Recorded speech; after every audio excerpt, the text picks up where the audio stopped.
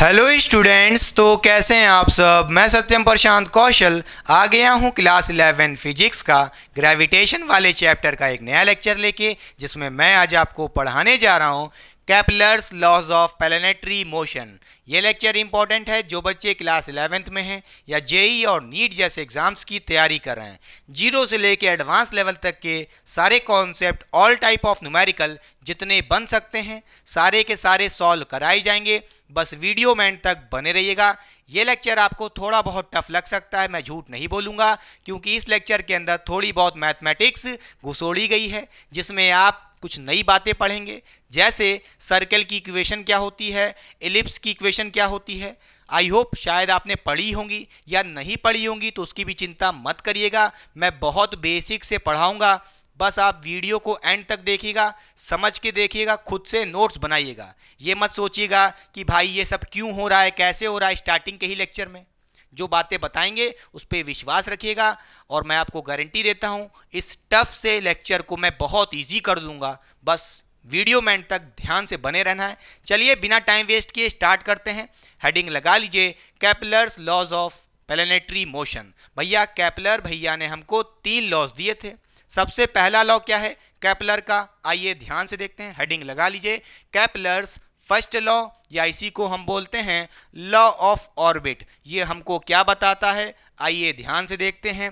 All planet revolve around the sun in a elliptical orbit having the sun at one focus of the orbit.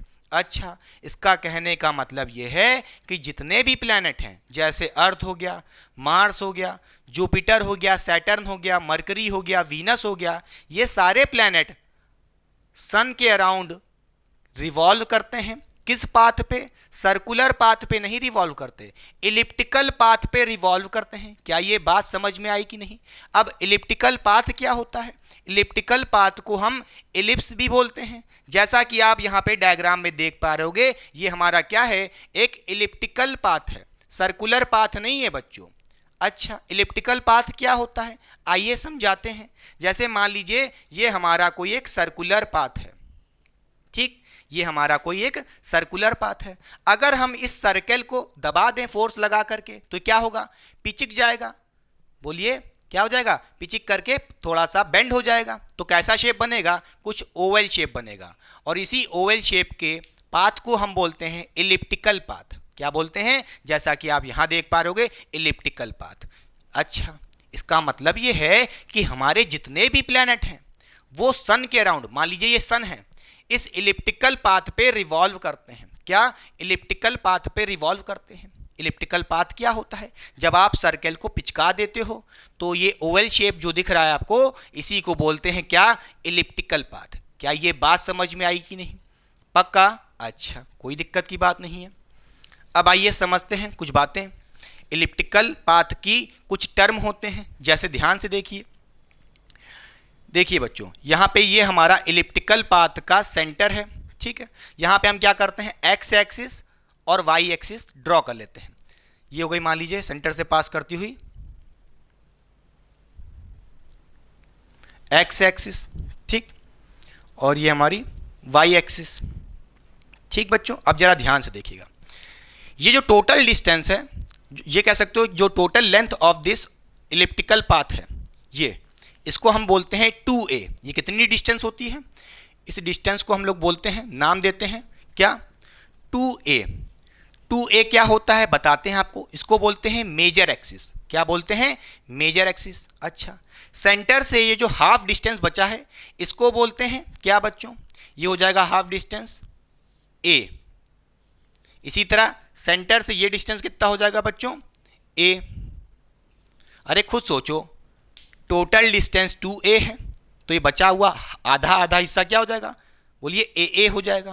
Clear हुई बात कि नहीं? Note करके लिखिएगा, यहाँ पे 2a क्या है, इसको हम बोलते हैं मेजर एक्सिस, और जो ये हाफ हिस्सा दिख रहा है आपको a, इसको क्या बोलते हैं बच्चों, इसको बोलते हैं सेमी मेजर एक्सिस। क्या बोलते हैं, a क्या है, सेमी मेजर एक्सिस। इसी तरह आइए देखते हैं, इसकी कुछ चौड़ाई है, या कह लो ब्रेथ जैसा दिख रहा है कुछ, इसको हम बोलते हैं, ये टोटल डिस्टेंस कितना हो जाएगा, जरा ध्यान से देखिए, सही बनाया, हाँ, ये टोटल डिस्टेंस होता है बच्चों 2b। अब यहाँ पे कहोगे 2b क्या है, 2b क्या है, इसको नोट करिएगा। ये है माइनर एक्सिस। क्या है, माइनर एक्सिस। अच्छा, कोई दिक्कत की बात नहीं है। ये आधा हिस्सा कितना होगा बच्चों, इसको हम बोलेंगे b। नोट करिएगा, सेंटर से, नोट करिएगा, सेंटर से ये डिस्टेंस कितना हो गया, b हो गया। इसी तरह सेंटर से नीचे वाला डिस्टेंस भी कितना होगा, b होगा। इक्वल डिस्टेंस होगा ना सेंटर से। अच्छा देखिए, b प्लस b 2b हो गया। 2b को बोलते हैं माइनर एक्सिस और b को बोलते हैं सेमी माइनर एक्सिस। b को क्या बोलते हैं, सेमी माइनर एक्सिस। क्लियर हुई बात की नहीं, पक्का। अच्छा, कोई दिक्कत की बात नहीं है। अब एक बात को समझिएगा, क्या, आइए ध्यान से देखिए। अगर मैं कहूं हमारे पास सर्कुलर पाथ होता, देखिए इलिप्टिकल पाथ को समझना है तो साइड बाय साइड पहले सर्कुलर पाथ को समझो, तब अच्छे से क्लियर होगा इलिप्टिकल पाथ। देखिए बच्चों, अगर हम बात करें अर्थ की, ये हमारा मान लीजिए अर्थ है, ठीक है। आपने पढ़ा था कि अर्थ के अराउंड जो हमारा मून होता है वो क्या करता है, रिवॉल्व करता है, सर्कुलर पाथ पे रिवॉल्व करता है। या आपने प्रीवियस लेक्चर में ऑर्बिटल वेलोसिटी वाले लेक्चर में पढ़ा था कि जो हमारे अर्थ की सैटेलाइट होती हैं वो सर्कुलर पाथ पे रिवॉल्व करती हैं। अगर उसकी वेलोसिटी ऑर्बिटल वेलोसिटी के बराबर है तो उस केस में कैसा पाथ मिलता था, सर्कुलर पाथ। तो मान लीजिए ये आपका सर्कुलर पाथ है, क्या है, सर्कुलर पाथ है, ठीक है। ये हमारा सर्कुलर पाथ है। सर्कुलर पाथ के अंदर फोकस एक ही होता है। क्या होता है, फोकस सेंटर पे होता है और एक ही फोकस मिलता है। अब कहोगे फोकस क्या होता है, फोकस वो पॉइंट होता है जिस पॉइंट के अबाउट हमारी कोई दूसरी बॉडी रिवॉल्व करती है। क्लियर। तो मान लेते हैं हमारा फोकस क्या है, अर्थ है बच्चों। क्या है, अर्थ है। फोकस कौन है, अर्थ है, सेंटर पे है इस सर्कुलर पाथ के। और आपने पढ़ा होगा कि जो मून होता है इस अर्थ के अराउंड रिवॉल्व करता है, मगर रिवॉल्व किस पाथ पे करता है, सर्कुलर पाथ पे करता है। किस पाथ पे करता है, सर्कुलर पाथ पे रिवॉल्व करता है। आई होप ये आपने पढ़ा होगा। क्लियर। अच्छा, जैसे ये आपका अर्थ हो गया है, ठीक है, और ये आपका मून हो गया है, या कह लो कोई आर्टिफिशियल सैटेलाइट हो गई। क्लियर। अच्छा, अगर हम बात करें इलिप्स की या इलिप्टिकल पाथ की, तो वो कैसी होती है बच्चों, उस केस में हमारे पास दो फोकस होते हैं। बताएंगे, फोकस एक इस साइड भी ले सकते हो या इस साइड भी ले सकते हो। अभी आपको समझाने के लिए हम एक फोकस की बात कर रहे हैं, इसको मिटा दे रहे हैं, ठीक है।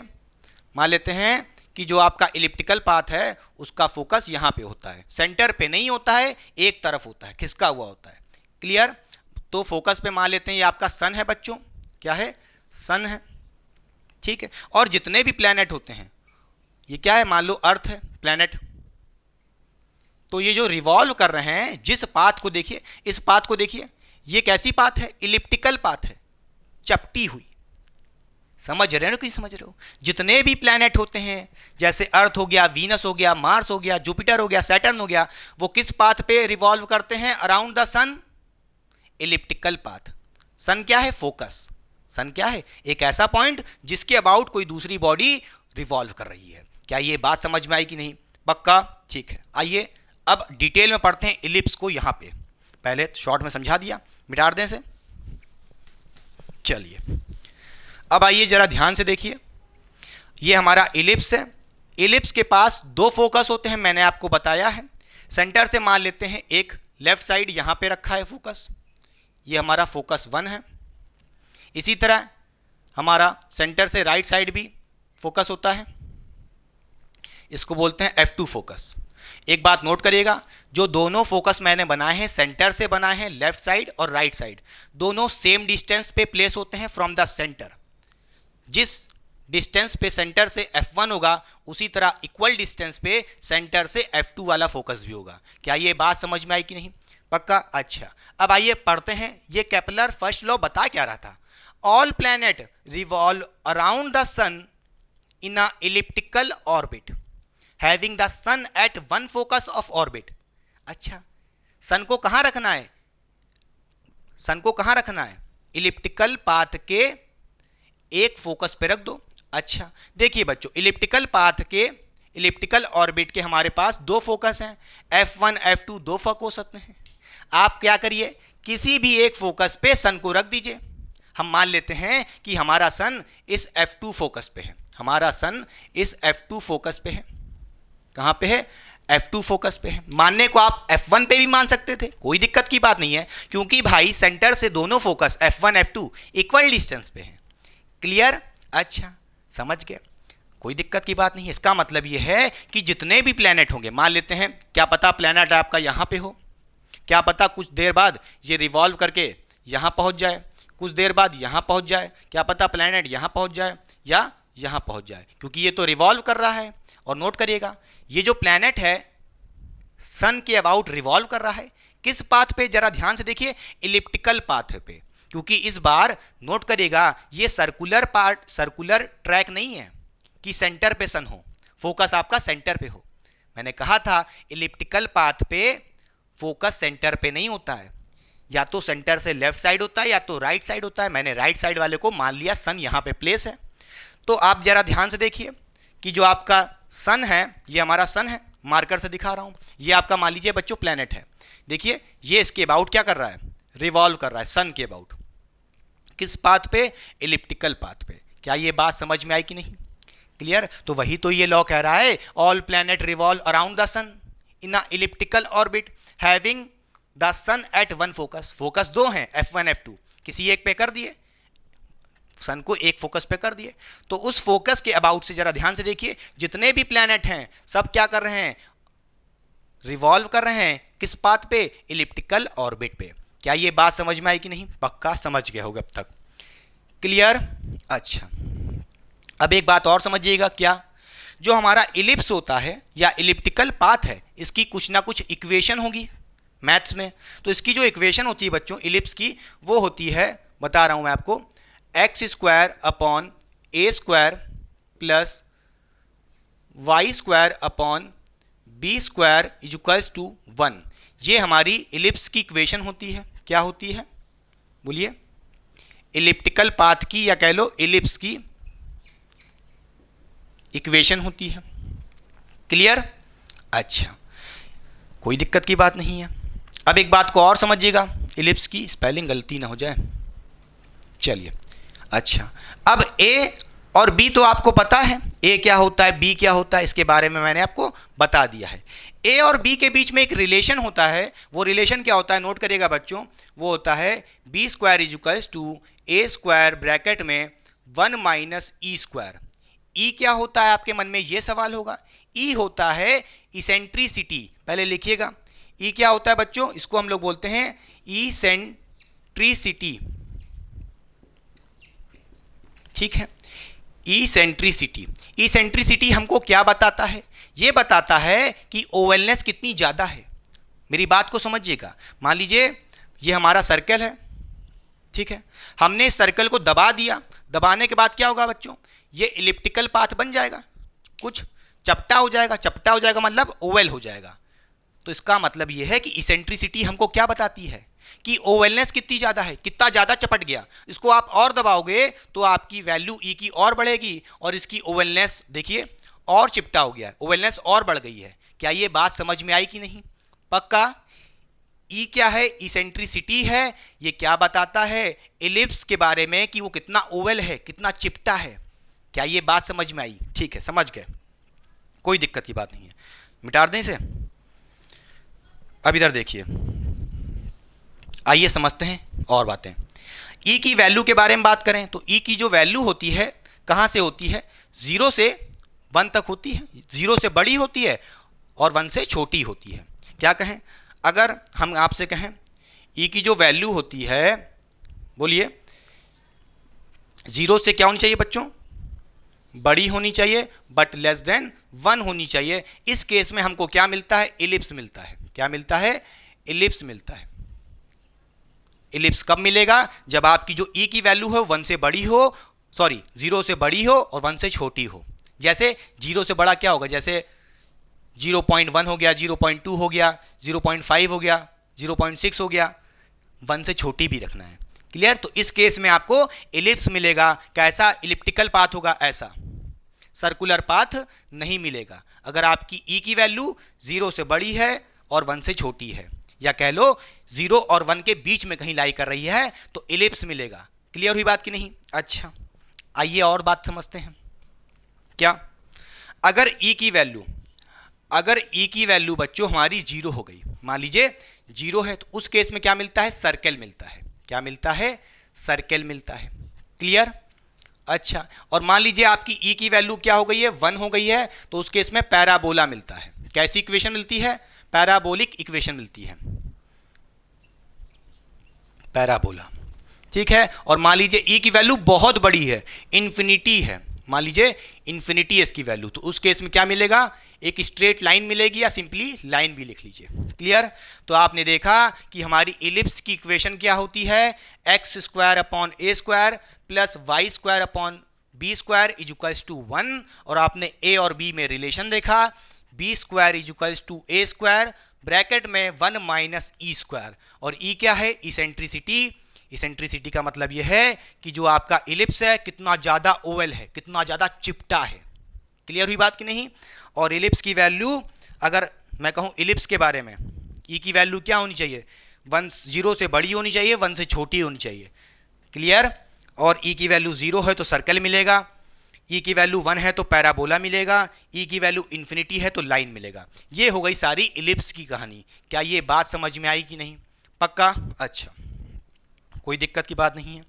एक बात को जरा नोट करिएगा, क्या बताना चाहता हूं। चलिए, अगर मैं बात करूं हमारे पास सर्कल होता, अगर हम कहें आपसे कि हमारे पास सर्कल होता तो क्या होता, आइए ध्यान से सुनते हैं। सर्कल की जो इक्वेशन होती है बच्चों, वो क्या होती है? X square plus y square is equals to a square, ये होती है इक्वेशन ऑफ सर्कल। इसको हमें ज़्यादा पढ़ना नहीं है, हमारा मेन जो टॉपिक है आज के अराउंड वो कहाँ है? इलिप्स के ऊपर। ये हमारी सर्कल की इक्वेशन होती है, मगर फिर भी इसके बारे में थोड़ा सा बातें करनी जरूरी है, जरा ध्यान से देखिएगा। सर्कल की इक्वेशन क्या होती है? X square plus y square is equals to a नहीं होता है, ए स्क्वायर होता है। क्लियर हुई बात की नहीं? पक्का? बोलिए हाँ, सही है। ठीक, अब जरा ध्यान से सुनिएगा, ये सर्कल की इक्वेशन कैसे आएगी? अगर आप इसी इलिप्स की इक्वेशन में क्या करो, अगर मैं आपसे बोलूं इलिप्स की इक्वेशन में क्या करो, अगर आपको मैंने कहा सर्कल चाहिए तो उसके लिए क्या करना पड़ेगा? ई की वैल्यू 0 कर दो, तो कुछ नहीं करना, आप क्या करो? सर्कल के लिए बोलो for circle e equal to 0 कर दो। ठीक, तो यहां पे जरा रिलेशन को देखिए, b square is equal to a square bracket में 1 माइनस ई स्क्वायर, इसमें ई की वैल्यू 0 रख दो तो क्या मिलेगा? जरा ध्यान से देखिए रिलेशन। तो आप यहां से कहोगे b square is equal to a square bracket में 1 माइनस ई स्क्वायर है, ई की वैल्यू कितनी रखनी है? 0 रख दीजिए, उसका स्क्वायर कर दीजिए, तो क्या हो जाएगा relation? B square is equal to a square मिलेगा। भाई बोथ साइड अंडर रूट ले लो, तो क्या हो जाएगा? बी इज इक्वल टू ए हो जाएगा। अच्छा, कोई दिक्कत नहीं है। तो आप जरा ध्यान से देखिए, सर्कल के केस में क्या मिल रहा है? जो आपकी बी होती है वो ए के बराबर होती है। इसका मतलब समझिए, बताते हैं अभी। पहले ये देखिए, बी इक्वल टू ए, अब कुछ नहीं करना, जो आपने ये इलिप्स की इक्वेशन देखी है इसमें बी स्क्वायर लिखा है, बी की वैल्यू क्या रख दो? ए रख दो, तो ए स्क्वायर हो जाएगा यहाँ पे। अब इसको आगे सॉल्व करो, क्या होगा? इलिप्स की इक्वेशन है x square upon a square plus y square upon b square is equals to 1, ये है इलिप्स की इक्वेशन। अगर आपको सर्कल की इक्वेशन चाहिए तो उसके लिए आपने क्या करना है? बी को ए के बराबर करना है, तो बी की जगह क्या लिख दीजिए यहाँ पे? ए कर दीजिए, तो उसका स्क्वायर हो जाएगा, ए का स्क्वायर हो जाएगा। क्लियर? और जब नीचे एलसीएम लेंगे तो क्या हो जाएगा? आप यहाँ से कहोगे x square plus y square is equals to 1 upon a square. Clear? ये हो जाएगा। बोलिए, फिर यहाँ से आप क्या कहोगे? जो ए स्क्वायर एलसीएम नीचे डिवाइड में है, इसको 1 से मल्टीप्लाई कर दो राइट साइड भेज के, तो क्या हो जाएगा? जरा ध्यान से देखिए, आप यहाँ कहोगे ए स्क्वायर यहाँ चला जाएगा राइट साइड, और यहाँ देखिए ये हो जाएगा। तो देखिए सेम इक्वेशन मिल गई कि नहीं मिल गई? इलिप्स की इक्वेशन से हमने सर्कल की इक्वेशन बना ली। क्या? X square plus y square is equal to a square. मिल रहा है कि नहीं मिल रहा है? प्रूव हुआ कि नहीं हुआ? बोलिए, अरे भैया प्रूव हुआ कि नहीं हुआ? हाँ भाई हुआ। समझ गया? क्लियर हुई बात कि नहीं? पहले कॉपी कर लीजिए, से हो गया? पक्का? अरे बोलो भैया, हो गया कि नहीं हो गया? मिटार दें इतना? चलिए मिटार देते हैं इतना।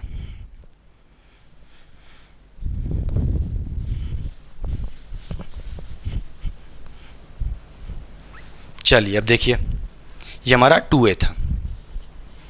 एक बात और समझिएगा, मैंने आपको क्या बताया है, बोलिए बोलिए, ऑन इंक्रीजिंग, क्या बोला, ऑन इंक्रीजिंग ई। अगर ई की वैल्यू को आप क्या करते हो बच्चों, इंक्रीज करते हो, ई की वैल्यू को क्या करते हो, इंक्रीज करते हो, तो आपको क्या मिलेगा, आइए इसको समझते हैं। अगर मान लीजिए कम से कम ई की वैल्यू क्या देख रहे हो आप, इस केस में देखिए 0 है, तो ई 0 है, इसका मतलब क्या है, ई 0 है तो आपको सर्कल मिलेगा। पहली बात तो क्या मिलेगा, एक सर्कल मिलेगा, ठीक। अब थोड़ा सा लग रहा है ओवल हो गया, सर्कल मान ले यार, ठीक, क्लियर। ये जो डिस्टेंस आप देख रहे हो इसको बोल रहे हैं, यहाँ से हम ए बोल रहे हैं, इस डिस्टेंस को देखो ए, ठीक है, सर्कल के केस में। और ये देखिए ये डिस्टेंस बी होता है। तो आपने देखा ई इक्वल्स टू, जब 0 देखा था तो आपने देखा भी था कि ए इक्वल्स टू बी है, क्या, ए इक्वल्स टू बी है। क्लियर हुई बात कि नहीं, पक्का समझे कि नहीं समझे, क्लियर। अच्छा, कोई दिक्कत की बात नहीं। इधर देखिए ये आया, सर्कल के केस में ए इक्वल्स टू बी है, समझ गया कि नहीं समझ गया। फोकस कहाँ पे होगा, सेंटर पे होगा, इसके सेंटर पे, क्लियर। अच्छा, अगर हम बात करें, हम ई की वैल्यू को और इंक्रीज कर दें तो क्या मिलेगा, आइए ध्यान से देखते हैं क्या होगा। कुछ थोड़ा ओवेल हो जाएगा, क्या हो जाएगा, ओवेल हो जाएगा, क्या हो जाएगा, ओवेल हो जाएगा। और इसका फोकस सेंटर पे होगा, सेंटर पे फोकस नहीं होता है, फोकस कहाँ होता है, एक साइड होता है। तो मान लेते हैं इसका फोकस यहाँ पे, ठीक। और जैसे जैसे आपने ई की वैल्यू बढ़ाई, ये चिपटा जा रहा है, क्या हो रहा है, चिपटता जा रहा है, चिपटता जा रहा है। बोलिए क्लियर हुई बात कि नहीं। अच्छा, इस बार देखिए ए क्या होगा आपका, ये होगा ए, ये होगा आपका ए, ठीक है, ये आपका पूरा ए होगा। और ये डिस्टेंस जो आप देख रहे हो, शायद दिखे कि ना दिखे, इसको हम बी बोल देते हैं, क्या, बी, बोलिए ये बी। क्लियर हुई बात कि नहीं। इस केस में देखिए आप देख रहे हो ए की जो वैल्यू है ग्रेटर देन बी है। अगर ए बड़ा हो बी से या बी बड़ा हो ए से, इसका मतलब क्या है, ये भैया चिपटता जा रहा है, चिपटता जा रहा है। क्लियर हुई बात कि नहीं, समझ रहे हो कि नहीं समझ रहे हो। जैसे यहाँ देखो, जैसे यहाँ देखो भैया 2a, बोलिए 2a को देख लिया, ए को बी से कंपेयर करो, आपको दिख रहा है ना यहाँ पे ए, क्या दिख रहा है, ए इज ग्रेटर देन बी, तो उस केस में क्या होगा, इलिप्स मिलेगा। और जब ए इक्वल होगा बी के तो सर्कल मिलेगा। क्लियर हुई बात कि नहीं। बक्का और इलिप्स में दो फोकस मिलते हैं, F1 F2, एक नहीं मिलता है, दो फोकस होते हैं। मानने को मैंने एक पे मान लिया, चाहे इस पे मानते चाहे इस पे मानते। पक्का समझ गए, क्लियर। कॉपियों का मिटा दें पूरा, ये सारी कहानी इलिप्स की अच्छे समझ गए, बोलिए। अच्छा, मिटा दे रहे हैं।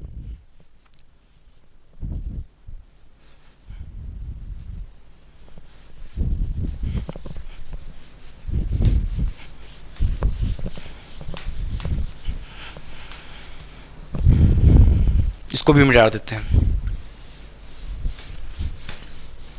चलिए अब आइए ध्यान से देखते हैं, कुछ टर्म है और भी ध्यान से सुनिएगा। दो टर्म होते हैं, पेरीफिलियन और एक एफिलियन। क्या होता है आइए समझाते हैं आपको। क्या, देखिए बच्चों, प्लैनेट आपका या तो सन से बहुत पास होगा, ठीक है, या तो सन से बहुत दूर होगा। उसके रिस्पेक्ट में हमारे पास दो टर्म होते हैं, पेरीफिलियन और एफिलियन। क्या होते हैं आइए उसको समझाने से पहले एक चीज़ बताते हैं आपको। देखिए ये हमारा सेंटर होता है, ये हमारा क्या होता है, सेंटर सी से बोल देते हैं, सी बोल दो या ओ बोल दो, ठीक है, क्या बोल दो, सी बोल दो या ओ बोल दो, जो बोलना हो। सेंटर से दोनों फोकस कितनी डिस्टेंस पे होते हैं, ए ई। नोट करिएगा, ये जो फोकस दिख रहा है आपको F1, सेंटर से ए ई डिस्टेंस पे होता है, ए इंटू ई। इसी तरह ये भी जो आपको दिख रहा है आपको फोकस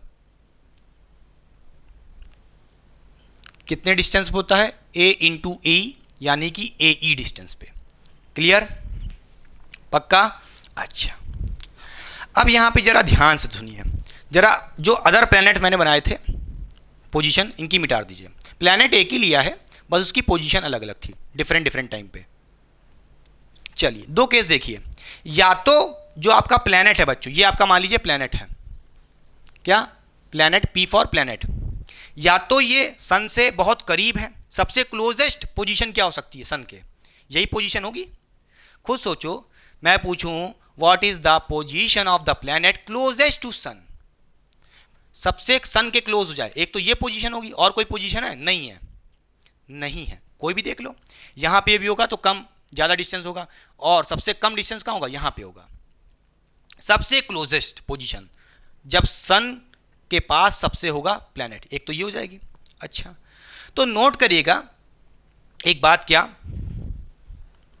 क्या नोट करिएगा, जब प्लैनेट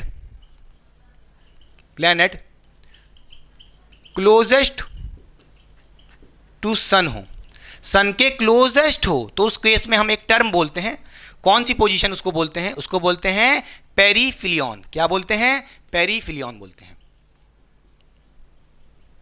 क्या बोलते हैं? पेरीफिलियन। अच्छा, पेरीफिलियन कोई दिक्कत की बात नहीं है। अच्छा, जब क्लोजेस्ट है उस समय इसकी डिस्टेंस कितनी होगी, तो मान लेते हैं ये जो डिस्टेंस है प्लैनेट और सन के बीच में, क्लोजेस्ट डिस्टेंस कितनी है, स्मॉल आर मान लेते हैं। कितना मान लेते हैं? स्मॉल आर मान लेते हैं। अच्छा, ये कैसे निकालोगे प्यारे बच्चों, जरा ध्यान से बताओ कैसे निकालोगे। देखिए, ये डिस्टेंस ए है, बोलिए, एक सेकंड, ये टोटल डिस्टेंस कितना था? ए था बच्चों, ये टोटल डिस्टेंस ए है, ध्यान से देखिएगा, ये टोटल डिस्टेंस ए है, सेंटर से सन तक का डिस्टेंस ए ई है, तो बचा हुआ डिस्टेंस क्या हो जाएगा? ए माइनस ए ई, वही तो होगा। तो आप यहां से कह सकते हो कि भैया उस केस में डिस्टेंस कितना होगा, स्मॉल आर की वैल्यू, बोलिए ए माइनस ए ई। फिर यहां से आप क्या बोलोगे, ए हम कॉमन निकाल लेंगे तो क्या हो जाएगा? 1 माइनस ई हो जाएगा। क्या हो जाएगा? 1 माइनस ई हो जाएगा इस केस में। बोलिए, प्लैनेट क्लोजेस्ट टू सन, उसकी डिस्टेंस कितनी होगी जब वो क्लोजेस्ट होगा, उस टर्म को बोलते हैं पेरीफिलियन। और कितना डिस्टेंस होगा, कैसे निकाला, जरा ध्यान से देखो, टोटल डिस्टेंस ए थी, उसमें से ए ई माइनस कर ली, बची हुई आर है, तो r is equals to a minus a e. क्या ये बात समझ में आई कि नहीं? समझ गए होगे, कोई दिक्कत की बात नहीं, बहुत सही बात। अच्छा, एक तो बहुत क्लोजेस्ट हो गया प्लैनेट। अगर मैं आपसे पूछूं प्लैनेट फारदेस्ट कब होगा, क्या इस सन से फारदेस्ट कब होगा, तो ये पोजीशन होगी। बोलिए, प्लैनेट या तो इस सन से कहां पे हो, यहां पे हो प्लैनेट, बोलो यहां से उठ करके सबसे फारदेस्ट यहां पे होगा। क्लियर हुई बात कि नहीं? अच्छा, तो अगर मैं आपसे पूछूं कि भैया बोलो प्लैनेट फारदेस्ट टू सन, सन से सबसे ज्यादा दूर कब होगा, तो उस केस में हम इस टर्म को बोलते हैं, उस पोजीशन को बोलते हैं, उस अर्थ की या कोई भी प्लैनेट हो, जरूरी नहीं अर्थ बोलना है भैया, कोई भी प्लैनेट, समझ गए? तो उस केस में उस पोजीशन को क्या बोलते हैं? एफिलियन। क्या बोलते हैं?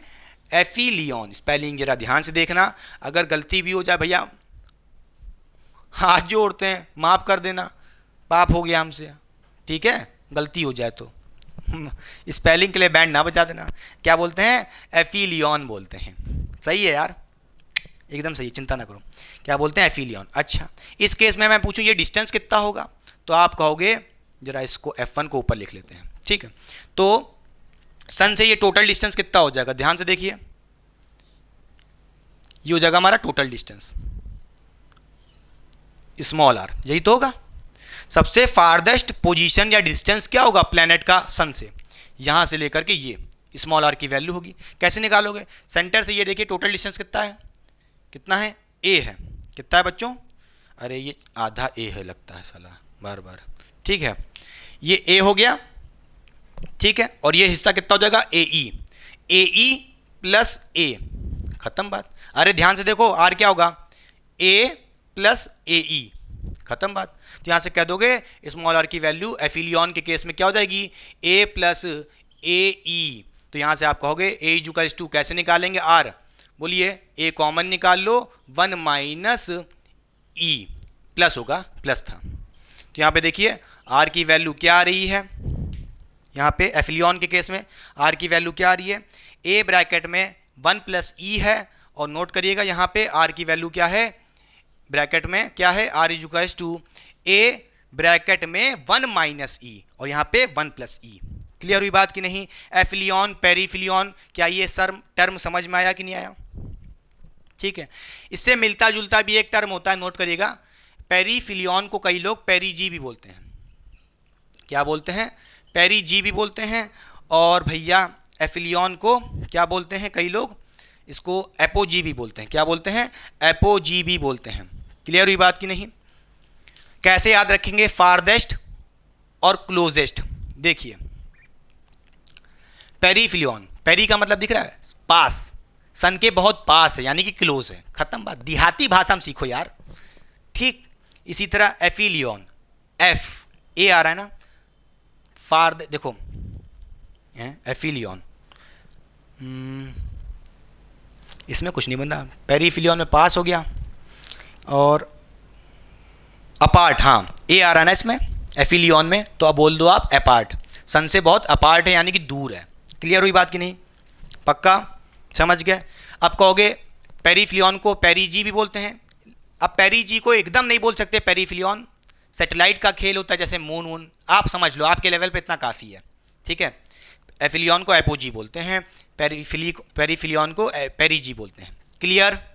ये बात समझ में आई कि नहीं? पक्का? कॉपी हो गया? मिटा दें?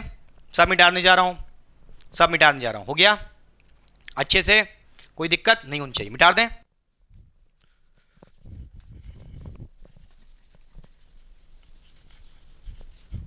तो आइए बच्चों अब आपको समझाते हैं, जब कोई प्लैनेट इलिप्टिकल पाथ पे रिवॉल्व करता है तो उसकी जो रिवॉल्विंग वेलोसिटी का मैग्नीट्यूड होता है यानी कि जो उसकी स्पीड होती है वो कांस्टेंट नहीं, वेरिएबल होती है। इसका रीज़न क्या है आइए आपको समझाते हैं। तो चलिए सबसे पहले ड्रॉ कर लेते हैं एक इलिप्टिकल पाथ। मान लीजिए हमारे पास ये एक कोई इलिप्टिकल पाथ है बच्चों, बड़ा सा हमने एक इलिप्टिकल पाथ बना लिया है और इसका ये सेंटर है। सेंटर बीच में है? हाँ भाई बीच में कर दो थोड़ा। मान लीजिए ये हमारा सेंटर है और इस सेंटर के अबाउट हमारी एक्स एक्सिस पास कर रही है और इस सेंटर के अबाउट हमारा एक लेफ्ट साइड फोकस होगा, मान लेते हैं F1 फोकस है, एक राइट साइड होगा F2 फोकस। कहाँ होगा? राइट साइड पे एक F2 फोकस होगा। दोनों फोकस सेंटर से इक्वल डिस्टेंस पे प्लेस होते हैं। पिछली बार मैंने सन को F2 फोकस पे माना था, इस बार मैं क्या करता हूँ सन को F1 फोकस पे मान लेता हूँ। बोलिए, सन को हम किसी भी फोकस पे रख सकते हैं, वो आपकी मर्जी है। मैंने F1 पे रख लिया इस बार। अच्छा, अब मेरा कहने का मतलब ये है कि मान लो हमारे पास यहाँ पे प्लैनेट है। ठीक बच्चों, ये किसी वेलोसिटी से मान लो मूव कर रहा है, v वेलोसिटी से।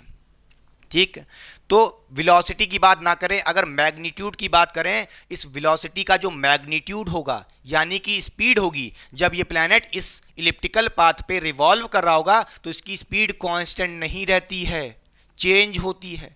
क्यों ऐसा कह रहे हैं आइए समझते हैं। जब ये प्लैनेट इस सन के पास होगा तो उसकी स्पीड ज़्यादा होगी, जैसे जैसे इसके दूर जाएगा इसकी स्पीड कम होगी। अभी सब समझाएंगे, बस बने रहिए। अच्छा, तो देखिए बच्चों, यहाँ से हम कह सकते हैं कि अगर हमारे पास इलिप्टिकल पाथ है तो स्पीड ऑफ द प्लैनेट या बॉडी जो इलिप्टिकल मोशन कर रही है तो भैया उसकी जो स्पीड होगी बच्चों वो क्या होगी?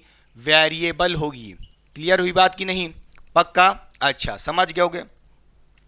तो चलिए हम दो रैंडम पोजीशन ले लेते हैं प्लैनेट की। मान लेते हैं पहला पोजीशन ये है, ये हमारा क्या है बच्चों? फर्स्ट पोजीशन है, प्लैनेट प्रेजेंट यहाँ पे है। ठीक, और एक सन के बहुत क्लोज लिया है, क्लोजेस्ट पोजीशन ली है, और एक फारदेस्ट पोजीशन यहाँ पे ली है। क्लियर? अच्छा, ये मान लीजिए हमारा सेकंड पोजीशन है प्लैनेट की बच्चों।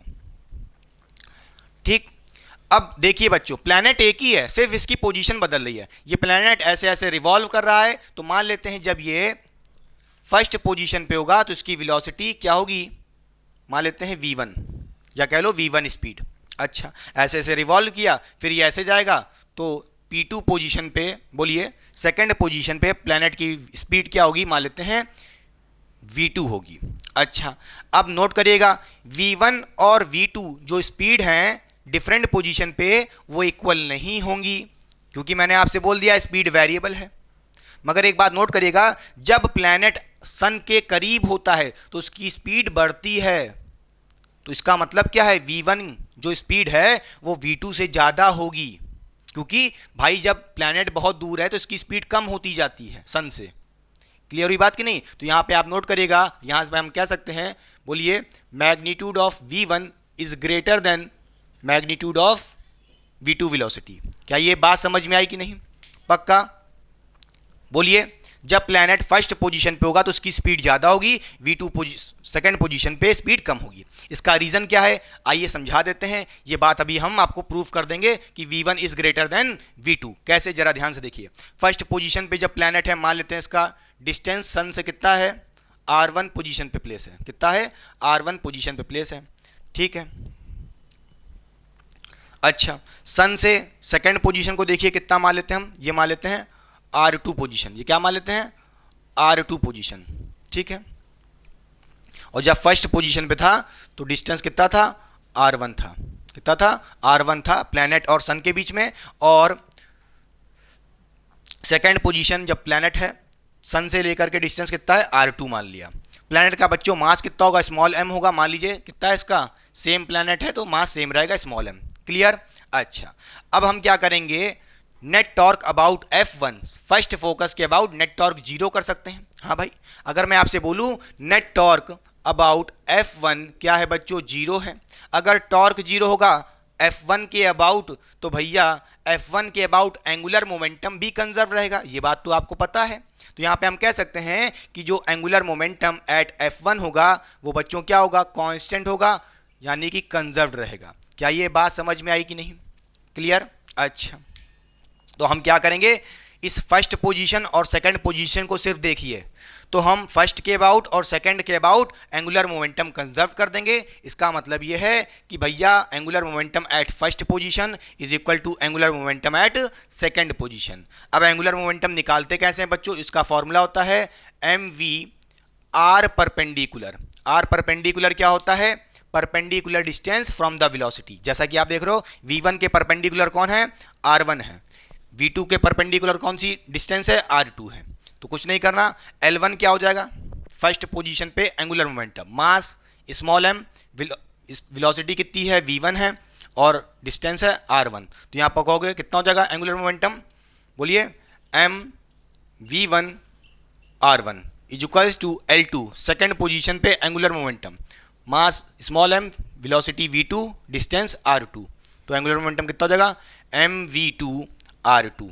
क्लियर हुई बात कि नहीं? मास बच्चों इक्वल है, कट जाएगा, डिवाइड में भेजोगे कट जाएगा, तो क्या बचेगा? बोलिए product of v1 r1 is equal to product of v2 r2। बोलिए, अब आपको एक बात तो साफ साफ दिख रही होगी कि भैया जो ये r2 डिस्टेंस है ये ग्रेटर देन किससे होगा? r1 से।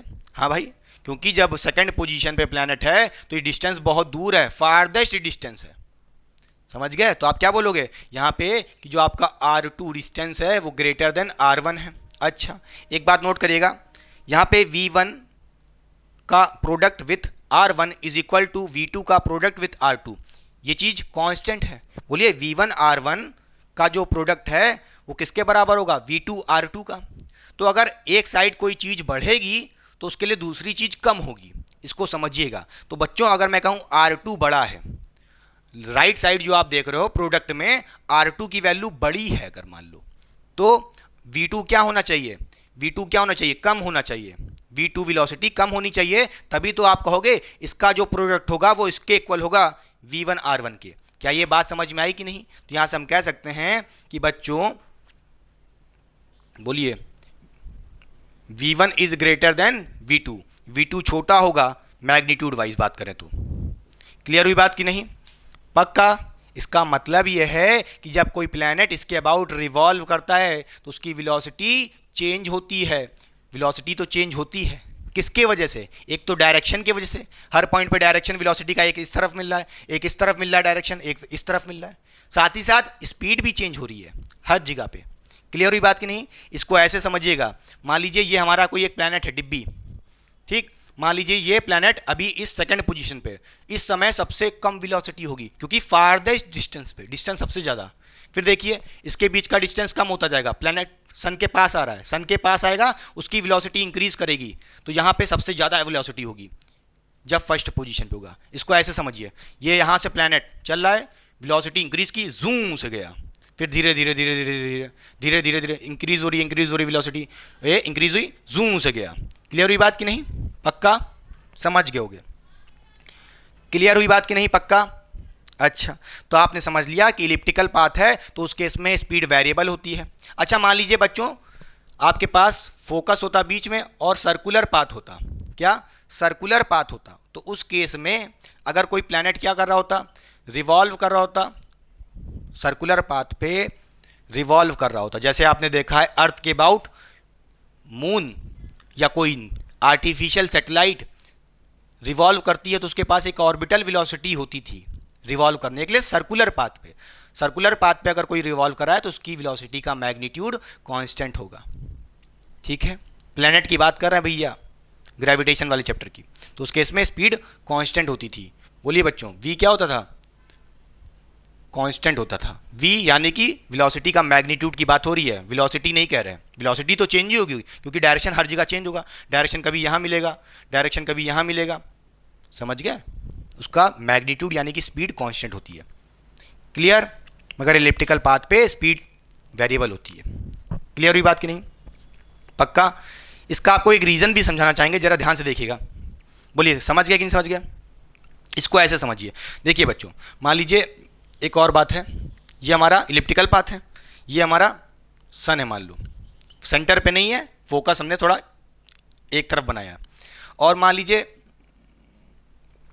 यहाँ पे देखिए प्लैनेट को मान लीजिए आप यहाँ पे हैं, ये हमारा सन है, क्या है? सन है, और ये प्लैनेट है, ये एस फॉर सन। अब देखिए आपको पता है सन क्या कर रहा होगा, इस प्लैनेट को अपनी तरफ अट्रैक्ट कर रहा होगा, किस फोर्स से? एफ जी फोर्स यानी कि ग्रेविटेशनल फोर्स। और ये बच्चों क्या कर रहा है? रिवॉल्व कर रहा है, तो उसके पास कुछ ना कुछ सेंट्रीपिटल फोर्स होगा। सेंट्रीपिटल फोर्स आपने पढ़ा होगा, जो क्या लग रहा होगा? इसके आउटवर्ड लग रहा होगा, एफ सी। अब होता क्या है, जैसे जैसे भाई ये प्लैनेट इस सन के करीब आएगा तो ग्रेविटेशनल फोर्स इंक्रीज करेगा क्योंकि डिस्टेंस डिक्रीज करेगा। बोलिए, अगर यही प्लैनेट यहाँ पे आ जाए तो भाई देखिए डिस्टेंस डिक्रीज कर गया, ये डिस्टेंस डिक्रीज कर गया, प्लैनेट के बीच का डिस्टेंस डिक्रीज करेगा तो ग्रेविटेशनल फोर्स इंक्रीज करता है। ग्रेविटेशनल फोर्स इंक्रीज करेगा, उसके लिए क्या करना पड़ेगा हमें? बैलेंस बनाए रखने के लिए एफ सी यानी कि सेंट्रीपिटल फोर्स इंक्रीज करेगा। सेंट्रीपिटल फोर्स होता क्या है? ये होता है m v square by r, ये होता है। तो उसके लिए क्या करना पड़ेगा? सेंट्रीपिटल फोर्स को इंक्रीज करना पड़ेगा, क्योंकि ये अगर प्लैनेट यहाँ पे आएगा, इसका डिस्टेंस डिक्रीज करेगा तो ग्रेविटेशनल फोर्स क्या होगा? इंक्रीज करेगा, जिसकी वजह से उसको बैलेंस करने के लिए सेंट्रीपिटल फोर्स इंक्रीज करना चाहिए। सेंट्रीपिटल फोर्स इंक्रीज कैसे होगा बच्चों? अपनी वेलोसिटी का मैग्नीट्यूड v को चेंज करके। क्लियर हुई बात कि नहीं? तभी नोट करिएगा, जब यहाँ पे एफ जी लग रहा होगा इस जगह पे, तो ये बच्चों इंक्रीज कर रहा होगा, तो यहाँ पे जो एक आउटवर्ड फोर्स लग रहा है सेंट्रीपिटल फोर्स एफ सी, ये इंक्रीज करना चाहिए। अब इसको इंक्रीज करने के लिए क्या करना पड़ेगा? v वेलोसिटी का मैग्नीट्यूड इंक्रीज करोगे तो एफ सी की वैल्यू बढ़ेगी।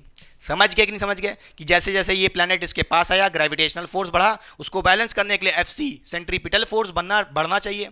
सेंट्रीपिटल फोर्स का फॉर्मूला होता है m v square by r, जिसके वजह से क्या होगा? v इंक्रीज करना चाहिए। क्या ये बात समझ में आई कि नहीं? पक्का?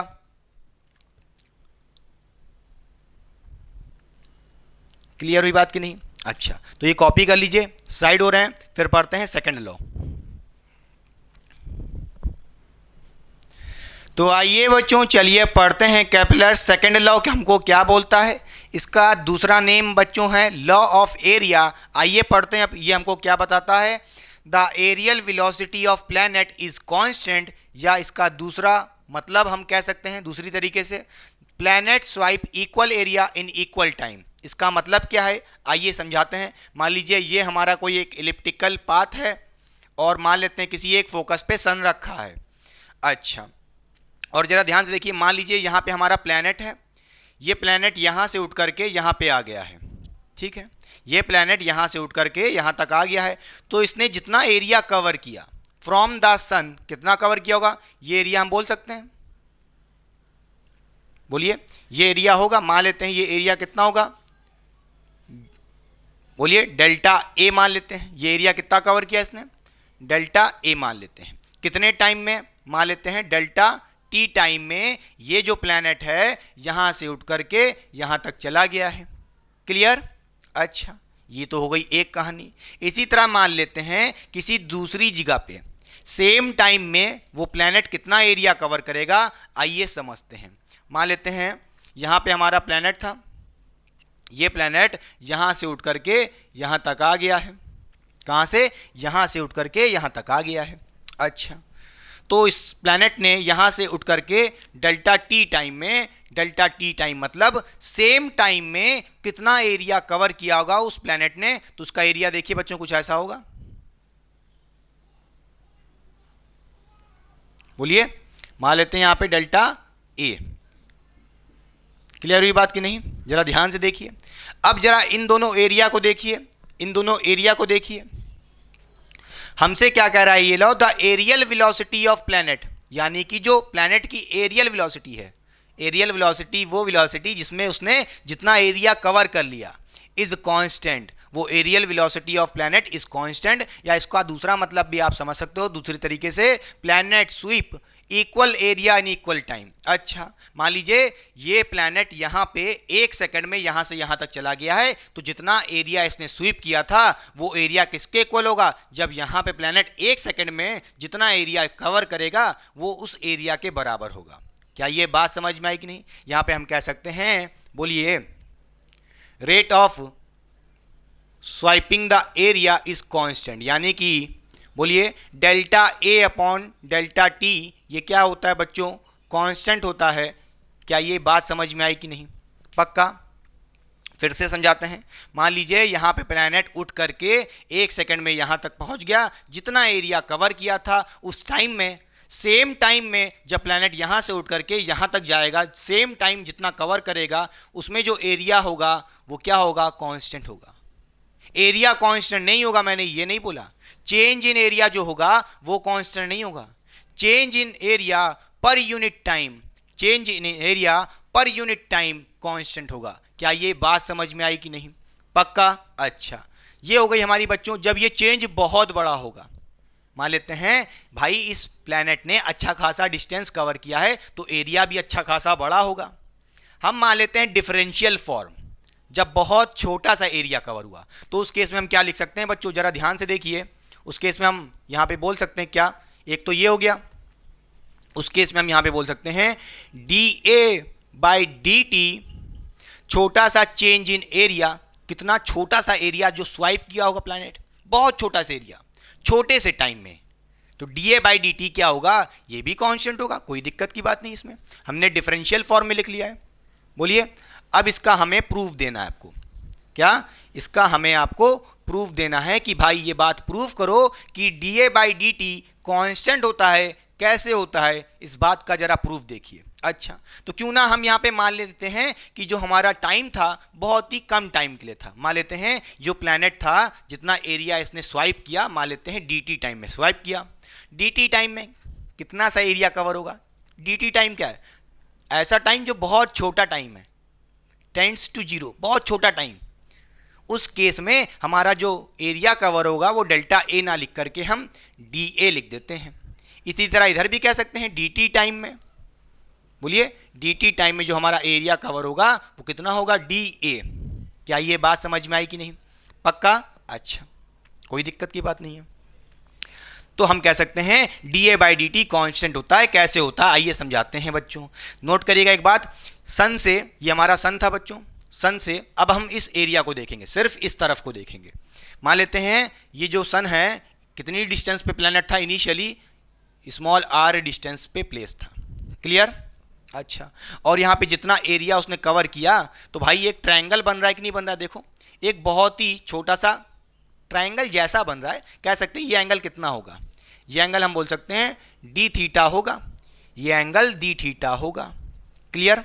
अच्छा, तो एरिया अगर मैं पूछूं डी ए कितना होगा, मैं आपसे पूछूं डी ए कैसे निकालोगे? भाई जरा ध्यान से देखो, इसको जरा ध्यान से देखो, इसको जरा बाहर निकालो।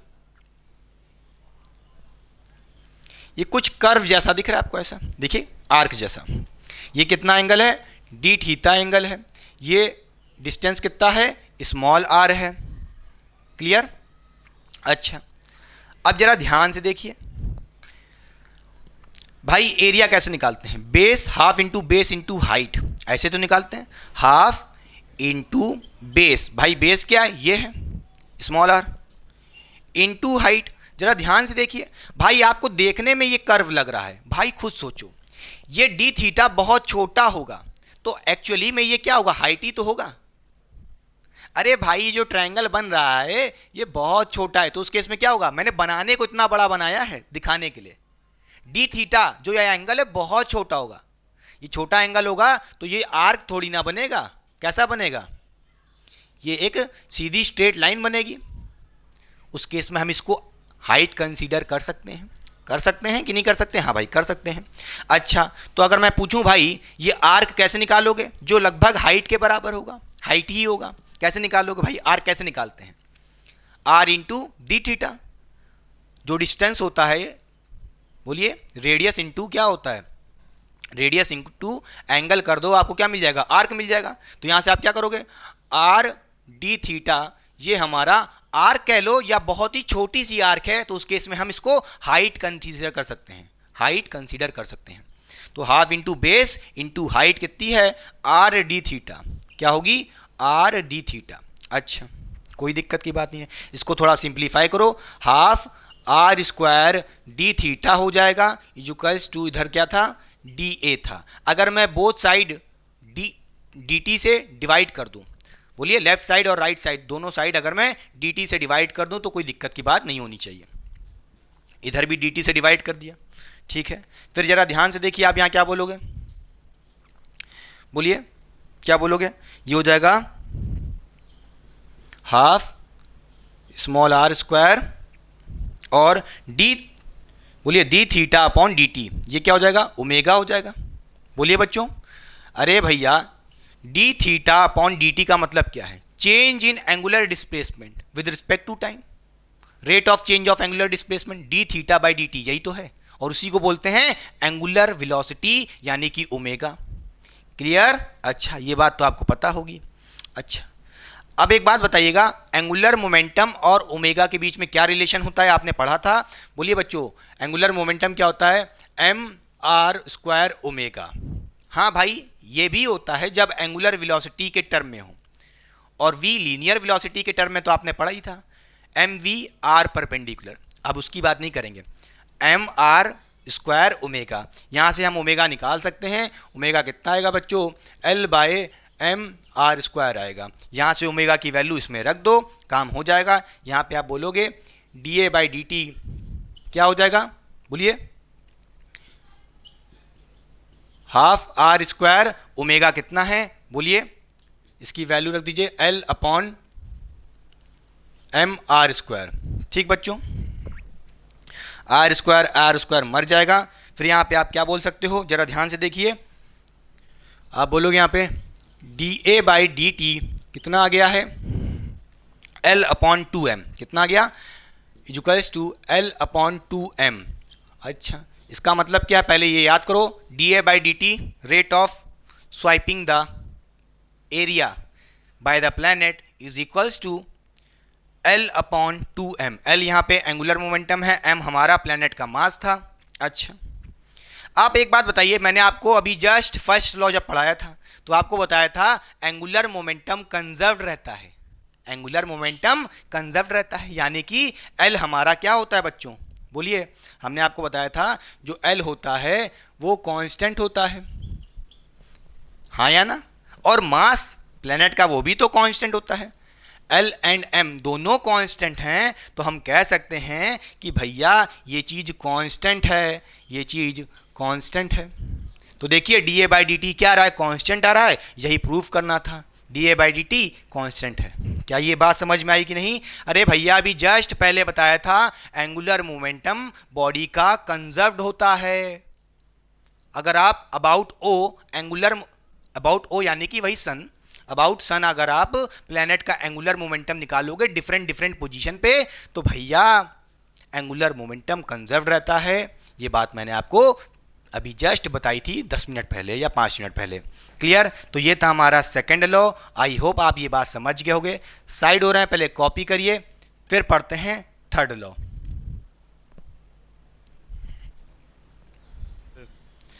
तो आइए बच्चों, चलिए पढ़ते हैं थर्ड लॉ केपलर का हमको क्या बताता है, या इसी लॉ को हम बोलते हैं लॉ ऑफ पीरियड।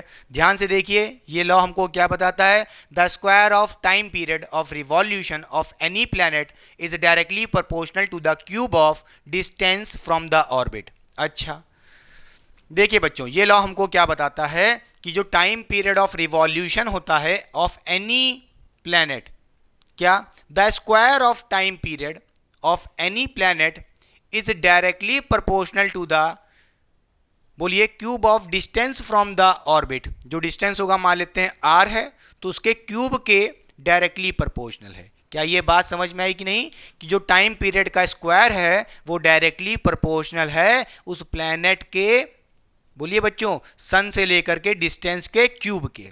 क्या ये बात समझ में आई? इसी को बोलते हैं Kepler's law of time period भी बोल सकते हो। अच्छा, अब ये रिलेशन कैसे आएगा, आइए समझाते हैं बच्चों। देखिए, अब इस रिलेशन को प्रूव करने के लिए हम क्या करेंगे, ये समझेंगे कि जो हमारा इलिप्टिकल ऑर्बिट है, इसको हम क्या कंसीडर करेंगे कि जो हमारे प्लैनेट होते हैं सन के अबाउट सर्कुलर पाथ पे रिवॉल्व करते हैं। क्या करते हैं? सर्कुलर पाथ पे रिवॉल्व करते हैं। अच्छा, तो देखिए बच्चों, ये मान लीजिए हमारा सर्कुलर पाथ है और ये हमारा बीच में सन है। अब आप कहोगे, और यहाँ हमारा एक प्लैनेट है जो क्या कर रहा है, इसके अबाउट रिवॉल्व कर रहा है, इसके पास कुछ ना कुछ वेलोसिटी होगी v मान लेते हैं, और इस प्लैनेट की सन से डिस्टेंस स्मॉल r मान लेते हैं। अब कई बच्चों के मन में सवाल ये होगा कि हमने सर्कुलर पाथ क्यों मान लिया है, क्यों अज्यूम कर लिया? क्योंकि हमने आपको बताया था भाई, एरियल वेलोसिटी कांस्टेंट होती है। समझ रहे हो कि नहीं समझ रहे हो? एंगुलर मोमेंटम कांस्टेंट होता है। देखिए, अगर आप सर्कुलर पाथ से इस रिलेशन को डराइव करोगे तो ये चीज़ें आसान हो जाएंगी। प्रीवियस लेक्चर में मैंने केपलर्स लॉ का डेरिवेशन दिया भी था थर्ड लॉ का, सर्कुलर पाथ से, दोबारा देने जा रहा हूँ। अगर आप इसको इलिप्टिकल मान के करोगे तब भी कर सकते हो, मगर डेरिवेशन टफ हो जाएगा, आपको समझने में तकलीफ होगी। क्या मतलब है? आपसे एग्जाम में ये नहीं बोलेगा कि ऐसे करो वैसे करो, केपलर्स थर्ड लॉ का डेरिवेशन कहेगा तो आप चाहे सर्कुलर पाथ मान के अज्यूम कर लेना, लिख देना कि assuming that the planet is revolving around the sun on a circular path. Clear? अच्छा, कोई दिक्कत की बात नहीं। अच्छा, अब देखिए, इस प्लैनेट के ऊपर कौन कौन से फोर्स एक्ट हो रहे होंगे। आपको पता है भाई, ये सन है, इसके पास कुछ ना कुछ मास होगा, मान लेते हैं ms क्या है, मास ऑफ सन, और ये प्लैनेट जो हमारा है उसका मान लेते हैं स्मॉल m मास है, और प्लैनेट फॉर p ऐसे दिखा देते हैं। अब आपको पता है इस प्लैनेट पे कौन कौन से फोर्स एक्ट हो रहे होंगे। एक इसके ऊपर क्या लग रहा होगा बच्चों, बोलिए? एक तो हमारा क्या लग रहा होगा, ग्रेविटेशनल फोर्स Fg लग रहा होगा। क्या लग रहा होगा? ग्रेविटेशनल फोर्स Fg लग रहा होगा टूवर्ड द सन। क्लियर? अच्छा, और एक फोर्स लग रहा होगा, क्योंकि ये हमारा एक सर्कुलर मोशन कर रहा है, जब भी कोई बॉडी सर्कुलर मोशन करती है तो उस पर सेंट्रीपिटल फोर्स लगता है आउटवर्ड, तो इस पर क्या लग रहा होगा, एक सेंट्रीपिटल फोर्स Fc आउटवर्ड लग रहा होगा। अच्छा, और आपको पता है कि अगर इसको फिक्स्ड ऑर्बिट पे रिवॉल्व करते रहना है सर्कुलर पाथ के ऊपर, तो Fg की वैल्यू सेंट्रीपिटल फोर्स के बराबर होनी चाहिए। आप यहाँ से कह सकते हो कि जो सेंट्रीपिटल फोर्स है Fc must be equal to the gravitational force. ठीक, अब सेंट्रीपिटल फोर्स कैसे निकालते हैं बच्चों, ये आपको तो पता ही होगा भैया। सेंट्रीपिटल फोर्स का फॉर्मूला होता है क्या, mv square upon small r। देखिए बच्चों, प्लैनेट का मास स्मॉल m, इसका डिस्टेंस सन से कितना है, या कह लो इस सर्कुलर पाथ के सेंटर से डिस्टेंस कितना है, स्मॉल r। ठीक, और वेलोसिटी v है, तो सेंट्रीपिटल फोर्स ये हो जाएगा। अच्छा, अगर बात करें ग्रेविटेशनल फोर्स Fg, ये क्या होगा, ये कैसे निकालोगे भाई? ये तो आपको पता ही है, G m1 m2 upon r square होता था। दोनों मास कौन है, ms है और एक m है, तो एक मास ऑफ सन और mass of planet upon distance between the mass of planet and sun, उनके सेंटर से डिस्टेंस कितना है, स्मॉल r का स्क्वायर हो जाएगा। क्लियर? ये वैल्यूज फॉर्मूले में रख दीजिए इस रिलेशन में, तो क्या हो जाएगा, जरा ध्यान से देखिए। Fc की जगह क्या रख दोगे, mv square by small r is equals to G m upon r square. यहाँ से कहोगे एक r से एक r मर जाएगा, m से m मर जाएगा। अब जरा ध्यान से देखिए v कैसे निकालोगे, जरा ध्यान से देखिए बच्चों।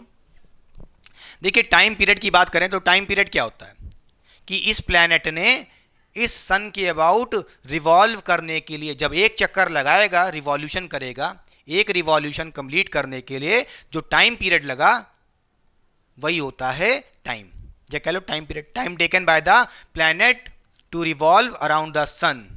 क्लियर? उसी को बोलते हैं टाइम पीरियड। अरे सिंपली इसको टाइम भी समझ सकते हो। टाइम कैसे निकालते हैं? डिस्टेंस अपॉन स्पीड से निकालते हैं। कैसे निकालते हैं? डिस्टेंस अपॉन स्पीड से निकालते हैं। अच्छा ठीक है, अब बताइए जब ये प्लैनेट एक चक्कर लगाएगा तो भैया ये क्या है? एक सर्कुलर पाथ है भैया, इलिप्टिकल पाथ मत मानना, अज्यूम कर लो। ठीक है, तो भैया इसका रेडियस कितना है इस सर्कुलर पाथ का? Small r. तो इसका जब एक चक्कर लगाएगा प्लैनेट तो डिस्टेंस कितना कवर करेगा? जितना इसका सरकमफ्रेंस होगा। सरकमफ्रेंस कितना होगा बोलिए बच्चों? 2 पाई आर होगा। अपॉन स्पीड कितनी है बच्चों प्लैनेट की? v मानी है हमने। कितनी है? v है।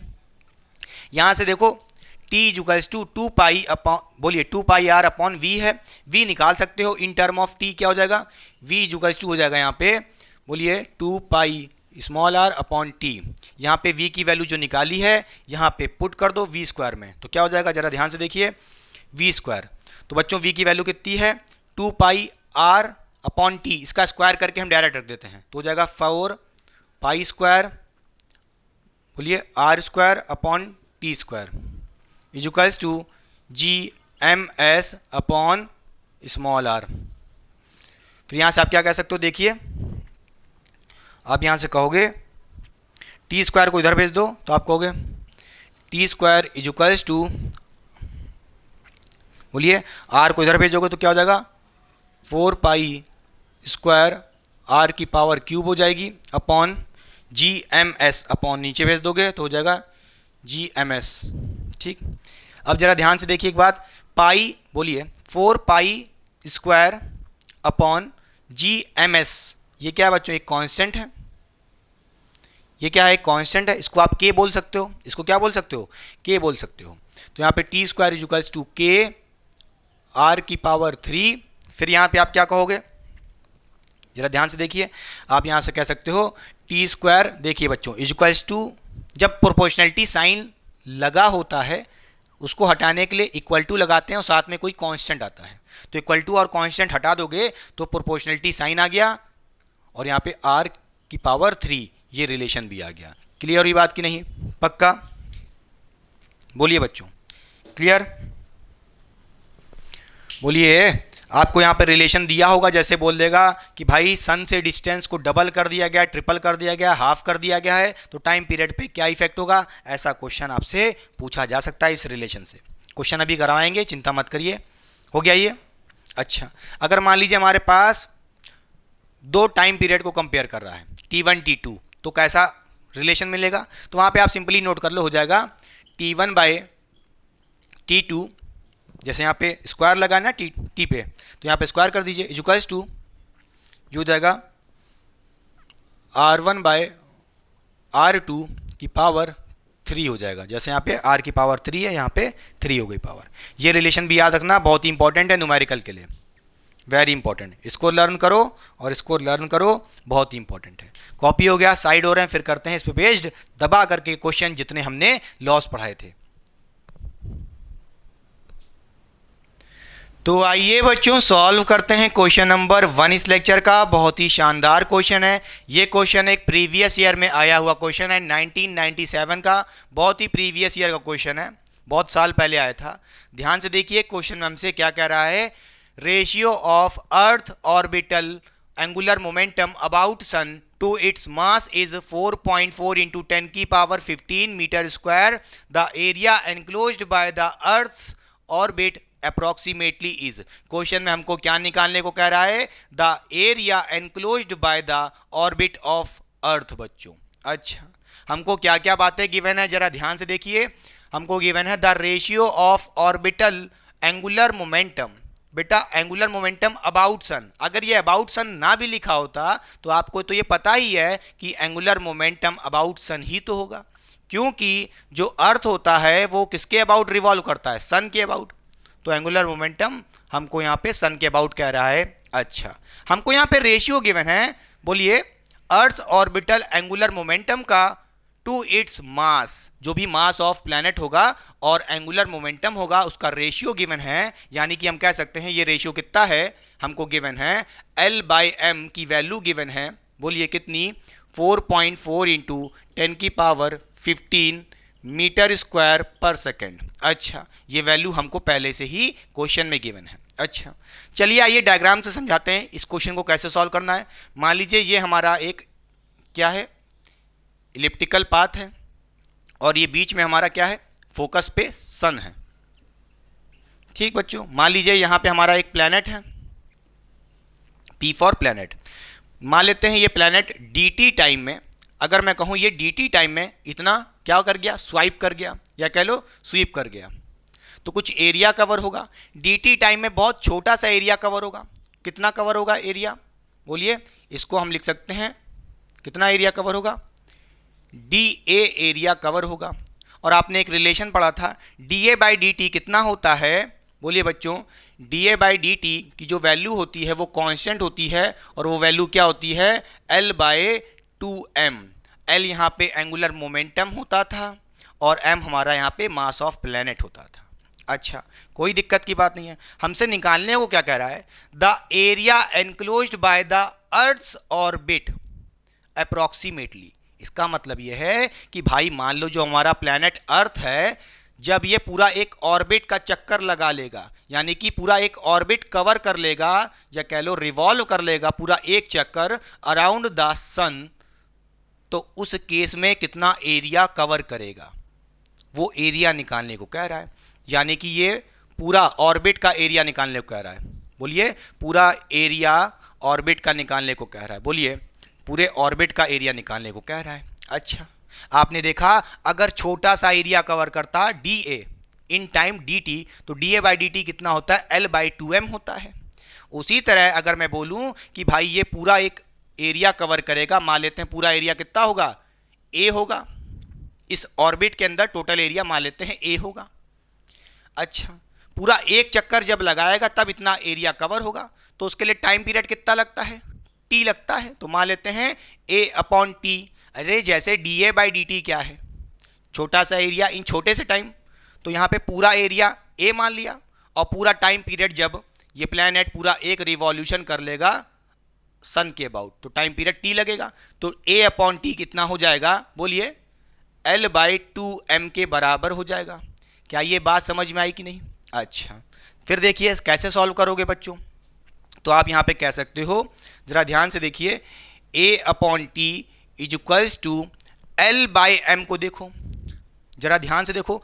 L/m की वैल्यू हमको पता है कितनी है बच्चों, ये वैल्यू यहाँ पे रख दो, तो आप कहोगे 4.4 इंटू 10⁻15 रख दी है, अपॉन क्या था बच्चों, 2 था, यहाँ रख दिया 2। जरा ध्यान से देखिए, हमने क्या किया, L/m की वैल्यू को पुट कर दिया है 4.4 इंटू 10⁻15, अपॉन में 2 था, 2 से डिवाइड कर दिया। क्लियर। अच्छा, अब बताइए यहाँ पे बच्चों टाइम पीरियड T कितना होगा, जब ये पूरा एक रिवॉल्यूशन करेगा अर्थ, तो कितना टाइम पीरियड लेता है, ये तो आपको पता ही होगा। टाइम पीरियड ऑफ अर्थ कितना होता है, 365 डेज होते हैं। क्या होते हैं, 365 डेज होते हैं। हमें क्या करना पड़ेगा, यहाँ जो T की वैल्यू रखनी है वो किस में रखनी पड़ेगी, सेकंड में रखनी पड़ेगी। तो इसको कन्वर्ट करना पड़ेगा। कैसे कन्वर्ट करोगे, 365 डेज, एक डेज में 24 आवर होते हैं, फिर आवर को कन्वर्ट करोगे मिनट्स में, 60 से मल्टीप्लाई कर दिया, फिर एक बार 60 से मल्टीप्लाई करोगे, तब जाके ये बच्चों सेकंड में आएगा। किस में आएगा, सेकंड में आएगा। अब जाकर ये T की वैल्यू यहाँ पुट कर दोगे तो आपका काम हो जाएगा। कैसे, जरा ध्यान से देखिए, बोलिए। यहाँ पर होगा T की वैल्यू 65 इंटू 24 इंटू 60 इंटू 60, क्या हो जाएगा, जरा ध्यान से देखिए, 60 इंटू 60, ये वैल्यू थोड़ी कम पड़ेगी जीगा। ठीक है बच्चों, ये रखा है इक्वल्स टू में, ये वैल्यू को आप क्या करना, सॉल्व कर सकते हो बड़े आराम से। देखिए ये 2 1 जा और ये जाएगा 2.2। क्लियर। अब जरा ध्यान से देखिए, ए की वैल्यू आप यहाँ पे कैलकुलेट कर सकते हो बड़े आराम से, कितनी हो जाएगी, ए इक्वल्स टू, बोलिए, 365 इंटू 24 इंटू 60 इंटू 60। इसको जो नीचे है इसको ऊपर भेज दो मल्टीप्लाई में, तो क्या हो जाएगा, जरा ध्यान से देखिए, 65 इंटू 24 इंटू 60 इंटू 60 ठीक। और ऊपर पहले से ही मल्टीप्लाई में क्या था, 2.2 इंटू 10 की पावर 5 था। यहाँ से आपका एरिया आ जाएगा बच्चों मीटर में। आप कहोगे भैया आप सॉल्व क्यों नहीं कर रहे हो, अरे यार ये तो आपको कर ही लोगे। चलो, अरे देखने में लग रहा है इतने बड़े अंक हैं भाई, मल्टीप्लाई करते जाओ, खेलते जाओ। क्लियर। यहाँ पे आपका area enclosed by the earth पूरा एक टाइम पीरियड में ये होगा। क्लियर, पक्का समझ गए। चलिए कॉपी करिए, साइड हो रहे हैं, फिर करते हैं नेक्स्ट क्वेश्चन। तो आइए बच्चों चलिए सॉल्व करते हैं क्वेश्चन नंबर 2 इस लेक्चर का। बहुत ही शानदार क्वेश्चन ये भी है और बहुत ही प्रीवियस ईयर में ये आया था, 1996 का इंजीनियरिंग का क्वेश्चन है। अब ये मत सोचना कि बहुत ही प्रीवियस ईयर का क्वेश्चन है तो जो आज के एग्जाम्स में ऐसे क्वेश्चन नहीं आएंगे, इसी टाइप के क्वेश्चन आ रहे हैं, आप उसकी चिंता मत करिए। सॉल्व करिए क्वेश्चन को। हमसे क्या कह रहा है, if the distance between the sun and earth were half of its present value the number of days in a year would be. अच्छा, क्वेश्चन में हमसे कह रहा है कि अगर सन और अर्थ के बीच का जो डिस्टेंस है उसको हाफ कर दिया जाए of the present value of the distance between the earth and sun, तो उस केस में हमारा number of days in a year कितना होगा। अब आपको ये बात तो पता है कि अगर आप सन और अर्थ के बीच का डिस्टेंस चेंज करोगे तो भैया time period of revolution of earth around the sun will change, क्योंकि भैया आपने डिस्टेंस को चेंज किया है। अच्छा, कोई दिक्कत की बात नहीं है। अरे भैया आपने एक रिलेशन पढ़ा था, क्या पढ़ा था बोलिए, टाइम पीरियड का square is directly proportional to r की पावर 3। बोलिए, और आपको पता होना चाहिए कि अगर आप सन से अर्थ का डिस्टेंस बढ़ाओगे, इंक्रीज करोगे, आर की वैल्यू को इंक्रीज करोगे तो time period will also increase. ये बात आपको पता होनी चाहिए, नहीं पता तो लिख लो। चलो, मान लीजिए हमारे पास इनिशियली ये सन था बच्चों, सन है एस फॉर सन, और ये हमारा प्लैनेट है पी फॉर प्लैनेट। अच्छा, इन दोनों के बीच में डिस्टेंस मान लेते हैं स्मॉल आर है बच्चों। क्लियर।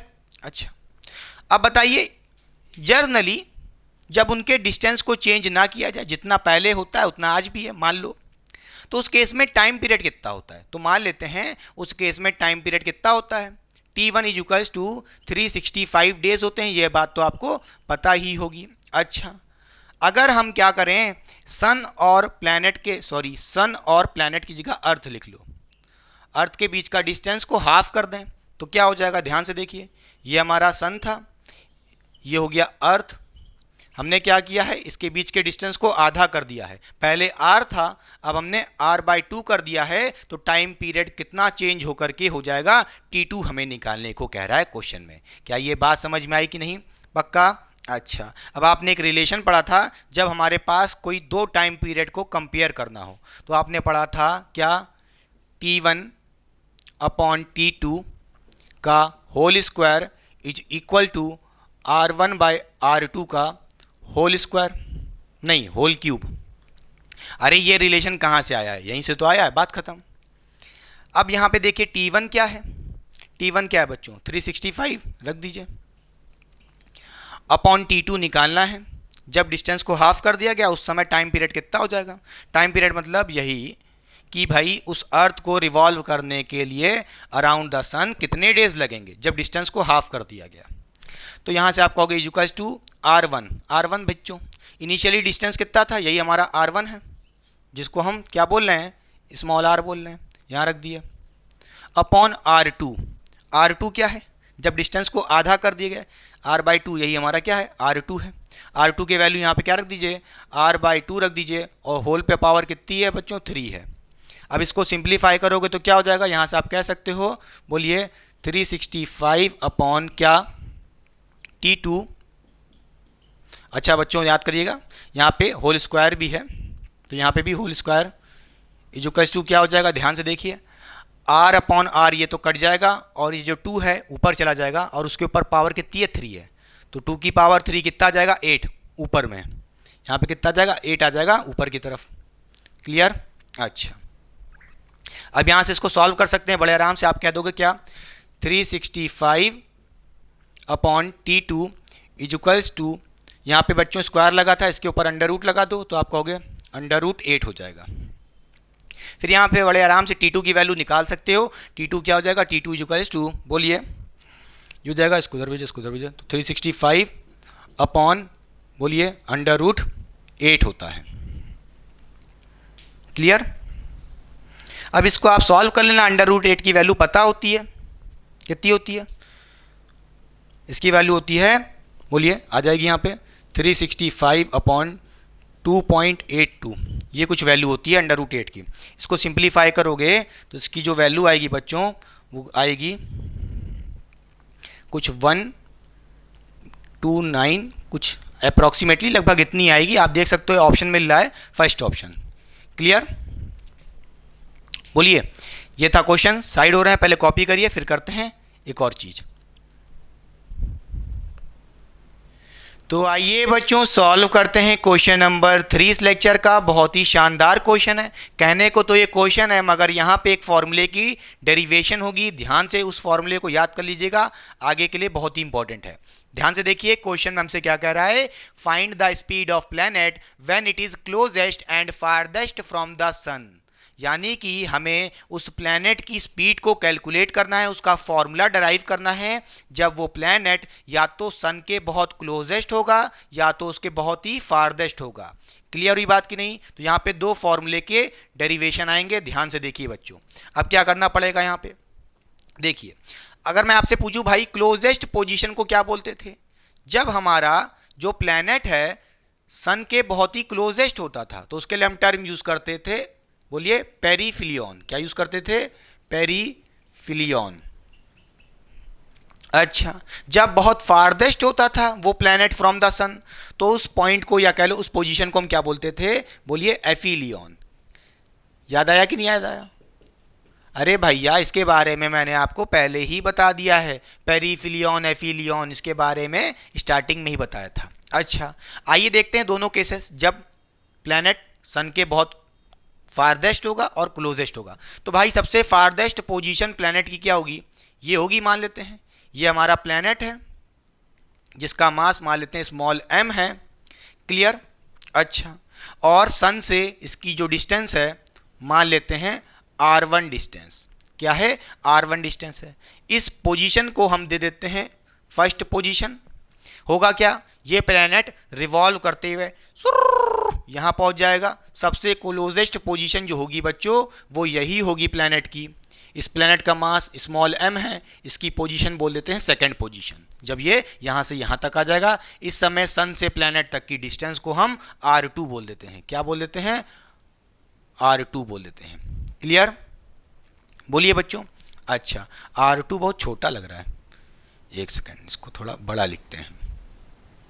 ठीक? अच्छा, जब बहुत दूर है प्लैनेट, फारदेस्ट पोजीशन पे है, इसको बोलते हैं पेरीफिलियन, और जब पास में है तो एफिलियन। क्लियर?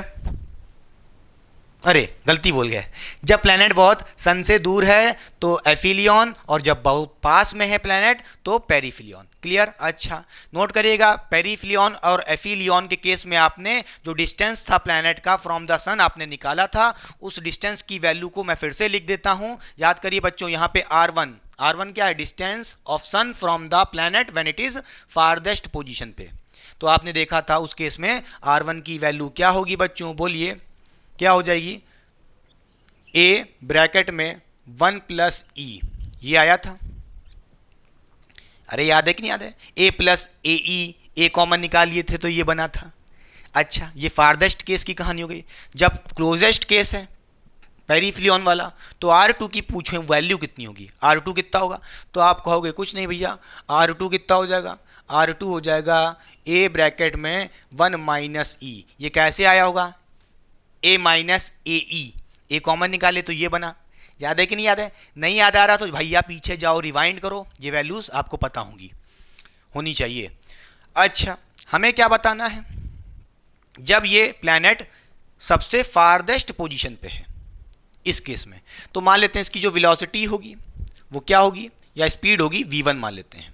क्लियर? ऐसे रिवॉल्व कर रहा था, ये प्लैनेट यहाँ पहुंचा, बोलिए सेकंड पोजीशन पे। इस केस में इसकी स्पीड कुछ चेंज होकर के v2 हो गई होगी, क्योंकि आपको पता है कि भैया इलिप्टिकल पाथ पे जब प्लैनेट रिवॉल्व करता है तो स्पीड कांस्टेंट नहीं वेरिएबल होती है। तो यहाँ v1 है, यहाँ v2 है। क्लियर? अच्छा, अब मैं आपसे पूछूं v1 v2 की वैल्यू निकालनी है, कैसे निकालोगे? याद करिए, मैंने आपको बताया था अगर हम आपसे बोलें इस सन के अबाउट अगर हम एंगुलर मोमेंटम का कंजर्वेशन कर दें, सॉरी हाँ, एंगुलर मोमेंटम का कंजर्वेशन कर दें, तो आपको पता है कि सन के अबाउट टॉर्क जीरो है। अरे भाई, इस प्लैनेट के वजह से सन के अबाउट जो टॉर्क होगा वो जीरो होगा। अच्छा, टॉर्क जीरो है किसके अबाउट? नोट करिएगा, अबाउट सन बेटा, सन के अबाउट हमारा टॉर्क जीरो है ड्यू टू द प्लैनेट। अच्छा, अगर टॉर्क जीरो है अबाउट सन तो आप कह सकते हो कि भैया एंगुलर मोमेंटम कंजर्व्ड रहेगा। क्या? एंगुलर मोमेंटम क्या होगा? कंजर्व्ड रहेगा, या कह लो कांस्टेंट रहेगा। किसके अबाउट? सन के अबाउट। अच्छा, अगर कांस्टेंट रहेगा तो आप कहोगे L1 इक्वल टू L2, यानी कि जो एंगुलर मोमेंटम होगा फर्स्ट पोजीशन पे इक्वल होगा किसके? एंगुलर मोमेंटम जब वो प्लैनेट सेकंड पोजीशन पे होगा। क्लियर? बोलिए, फर्स्ट पोजीशन क्या है? जब प्लैनेट फारदेस्ट पोजीशन पे है। सेकंड पोजीशन प्लैनेट की क्या है? जब क्लोजेस्ट डिस्टेंस पे है। अच्छा, कोई दिक्कत की बात नहीं है। चलिए, अब एंगुलर मोमेंटम बच्चों निकालते कैसे हैं? बोलिए, एम वी आर परपेंडिकुलर। अब जो आपके आर परपेंडिकुलर जो भी आप देख रहे हो R1 R2 अपनी रिस्पेक्टिव वेलोसिटी के परपेंडिकुलर ही है। ठीक है, तो चिंता करने की बात नहीं है। यहाँ पे 90 डिग्री बन रहा होगा तो थीटा का खेल ही नहीं होगा। चलिए, एल कितना हो जाएगा? बोलिए, L1 कैसे निकालेंगे? यहाँ पे एंगुलर मोमेंटम इस प्लैनेट का कितना होगा? मास है m, वेलोसिटी है v1, डिस्टेंस है सन से r1। तो एंगुलर मोमेंटम कितना हो जाएगा बच्चों? आप कहोगे m v1 r1 equals to, आप क्या कहोगे? L2। L2 क्या होगा? L2 angular momentum at second position कितना हो जाएगा? बोलिए, मास m है, सेम मास है ना प्लैनेट का, वेलोसिटी v2 है, distance from the sun planet तक का कितना है? r2 है। तो एंगुलर मोमेंटम सेकंड पोजीशन पे कितना हो जाएगा? m v2 r2। यहाँ से आप कह सकते हो m m कैंसिल हो जाएगा। अच्छा, अब यहाँ पे क्या करिए, जरा R1 R2 की वैल्यू रख दीजिए जो आपने ऊपर देख रहे हो। तो क्या हो जाएगा, जरा ध्यान से देखिए। यहाँ से आप कहोगे v1 R1, R1 कितना है? बोलिए, a ब्रैकेट में 1 plus e equals to v2, बोलिए v2 R2। R2 की वैल्यू कितनी है? बोलिए, a1 माइनस e। ठीक है, यहाँ पे आपको देखिए v2 और v1 के बीच में एक रिलेशन मिल रहा है। इसको आप जरा साइड में रख लीजिए, इसको जरा हम साइड में लिख लेते हैं। क्या? v1 a1 प्लस e ये मिल रहा है इधर राइट साइड, और लेफ्ट साइड ये मिल रहा है। राइट साइड क्या मिलेगा? v2 a ब्रैकेट में 1 माइनस e। जरा इस रिलेशन को यहाँ से देखिए, इसको बोल दीजिए आप इक्वेशन फर्स्ट। ठीक, कोई दिक्कत की बात नहीं है, ये मिल गया हमको, मिटा दें ये। बोलिए, एंगुलर मोमेंटम का कंजर्वेशन से हमको ये मिल गया है। अच्छा, मिटा रहे हैं? चलिए देखिए, अगर हम यहाँ पे क्या करते हैं, कंजर्वेशन ऑफ मैकेनिकल एनर्जी लगाते हैं तो क्या होगा? बोलिए, फर्स्ट पोजीशन और सेकंड पोजीशन के about conservation of mechanical energy लगाते हैं तो वो क्या कहता है भैया? Total energy. बोलिए, या कह लो आप सिंप्लीफाइड वर्जन बताते हैं आपको। बोलिए, आप कहोगे U1 plus K1 equals to U2 plus K2। इसका मतलब समझे? अरे भैया, फर्स्ट पोजीशन पे जो आपकी क्या होगी? Initial potential energy plus initial kinetic energy eight first position. U2 plus K2 का मतलब क्या है? फाइनल पोटेंशियल एनर्जी, बोलिए, plus final kinetic energy at second position. नहीं आया? अरे बोलो, ठीक है। जरा ध्यान से देखो, U1 क्या है भाई? U1 कैसे निकालते हैं? U क्या होता है? Potential energy. भाई पोटेंशियल एनर्जी कैसे निकालते हैं? आपने फॉर्मूला पढ़ा था, बोलिए, minus G m1 m2 upon distance ये होता था। अच्छा u1 भाई इस केस में देखो मास है स्मॉल m और दूसरा मास है, मान लेते हैं सन का मास कैपिटल M S है, ठीक है। तो मास ऑफ सन और प्लैनेट के मास के बीच में ग्रेविटेशन पोटेंशियल एनर्जी कितनी होगी, कितनी होगी? आप कहोगे minus g mass of sun multiplied by mass of planet. अच्छा, और इन दोनों के बीच में डिस्टेंस कितना है? r1। बोलिए, तो यहाँ पे आप रखोगे r1 प्लस फर्स्ट पोजीशन पे इस प्लैनेट की काइनेटिक एनर्जी कितनी है? v1 है, इसकी वेलोसिटी मास है m, तो इसकी काइनेटिक एनर्जी कितनी हो जाएगी? हाफ m v1 का square is equals to u2। भाई सेकंड पोजीशन पे चलो, प्लैनेट और प्लैनेट का मास स्मॉल m है, सन का मास ms है, तो इसका ग्रेविटेशन पोटेंशियल एनर्जी कितनी हो जाएगी सेकंड पोजीशन पे अगर देखें तो आप कहोगे minus g mass of sun mass of planet upon distance between the mass कितना है? r2 है, कितना है? r2 है, plus kinetic energy k2, kinetic energy at second position कितनी होगी? आप कहोगे इसकी वेलोसिटी है v2, तो इसकी काइनेटिक एनर्जी कितनी हो जाएगी? हाफ m v2 का स्क्वायर। ठीक, बोलिए v2 का स्क्वायर उधर। चलिए ये रिलेशन मिल गया। अब एक चीज़ को ज़रा ध्यान से देखिए, यहाँ पे r1 r2 की वैल्यू रख दो जरा, r1 r2 की वैल्यू रखो तो क्या हो जाएगा? आप कहोगे minus G M S small m, r1 की वैल्यू कितनी है? a plus 1 plus e bracket में प्लस हाफ m v1 का square is equals to minus G, बोलिए, minus G M S small s upon r2 की वैल्यू कितनी है? a ब्रैकेट में 1 माइनस ई फिर plus half m v2 square, half m v2 square. ठीक, देखिए इधर आप जो देख पा रहे होंगे स्मॉल m इधर भी है, स्मॉल m इधर भी है, इधर से स्मॉल m कॉमन निकालोगे, राइट साइड से भी स्मॉल m कॉमन निकालोगे, कट जाएगा ये पूरा मास ऑफ प्लैनेट कट जाएगा। क्लियर? अच्छा, अब जरा यहाँ पे ध्यान से देखिए, ये मिटा दें। देखिए अब करेंगे क्या, आपको कुछ नहीं करना है, इस इक्वेशन को देखिए, इसको हम बोल देते हैं, इस इक्वेशन को सेकंड इक्वेशन। क्या बोलते हैं? सेकंड इक्वेशन बोल देते हैं। आप क्या करिए, सबसे पहले एक बार v1 की वैल्यू निकालिए। यहाँ से v1 निकालोगे, कैसे निकालोगे? बोलो, v1 निकाल लोगे, इस a ब्रैकेट में 1 प्लस ई को नीचे भेज दोगे इधर, बोलिए, तो v1 की यानी v1 वेलोसिटी आ जाएगी इन टर्म ऑफ v2। यहाँ से निकालोगे, इस v1 की वैल्यू यहाँ से निकाल करके यहाँ v1 की वैल्यू पुट कर देना। समझ गए? तो आपका v1 यानी कि वेलोसिटी आ जाएगी और उसकी वैल्यू क्या होगी? आइए बताते हैं हम। यहाँ पे जो v1 आएगा वो क्या आएगा? आप कहोगे अंडर रूट में वो आएगा बच्चों जी मास ऑफ सन, ठीक, अपॉन a, ठीक है, और यहाँ पे हो जाएगा, बता रहा हूँ, v1, यहाँ पे वेलोसिटी सबसे कम होगी, उसके लिए हमारा हो जाएगा 1 माइनस ई। क्या होगा? 1 माइनस ई, और यहाँ पे हो जाएगा 1 प्लस ई बच्चों। क्लियर? v1 आ गया। कैसे निकाला? v1 की वैल्यू यहाँ से निकाल ली है इन टर्म ऑफ v2। एक सेकेंड, हाँ, अरे सॉरी, यहाँ से आप क्या करिएगा? v2 की वैल्यू निकालिएगा, v2 की वैल्यू निकालिए और यहाँ पुट कर दीजिए, तो v1 के टर्म में आ जाएगा आपका आंसर, और v1 की वैल्यू ये आ जाएगी। क्लियर? ज़्यादा सोचिए मत, अगर आपको नहीं करने का मन है, कैसे हो रहा है, बस इस वैल्यू को रट लीजिए। v1 की वैल्यू कितनी आ रही है? अंडर रूट में जी एम एस अपॉन ए, और ब्रैकेट में ऊपर है क्या? 1 माइनस ई अपॉन 1 प्लस ई। खत्म बात, काम चल जाएगा। क्लियर? अगर आप बात करें v2 की, क्या v2 की, क्या v2 की, तो वो कितना आएगा? v2 ये इस जगह पे v2 कितना आएगा?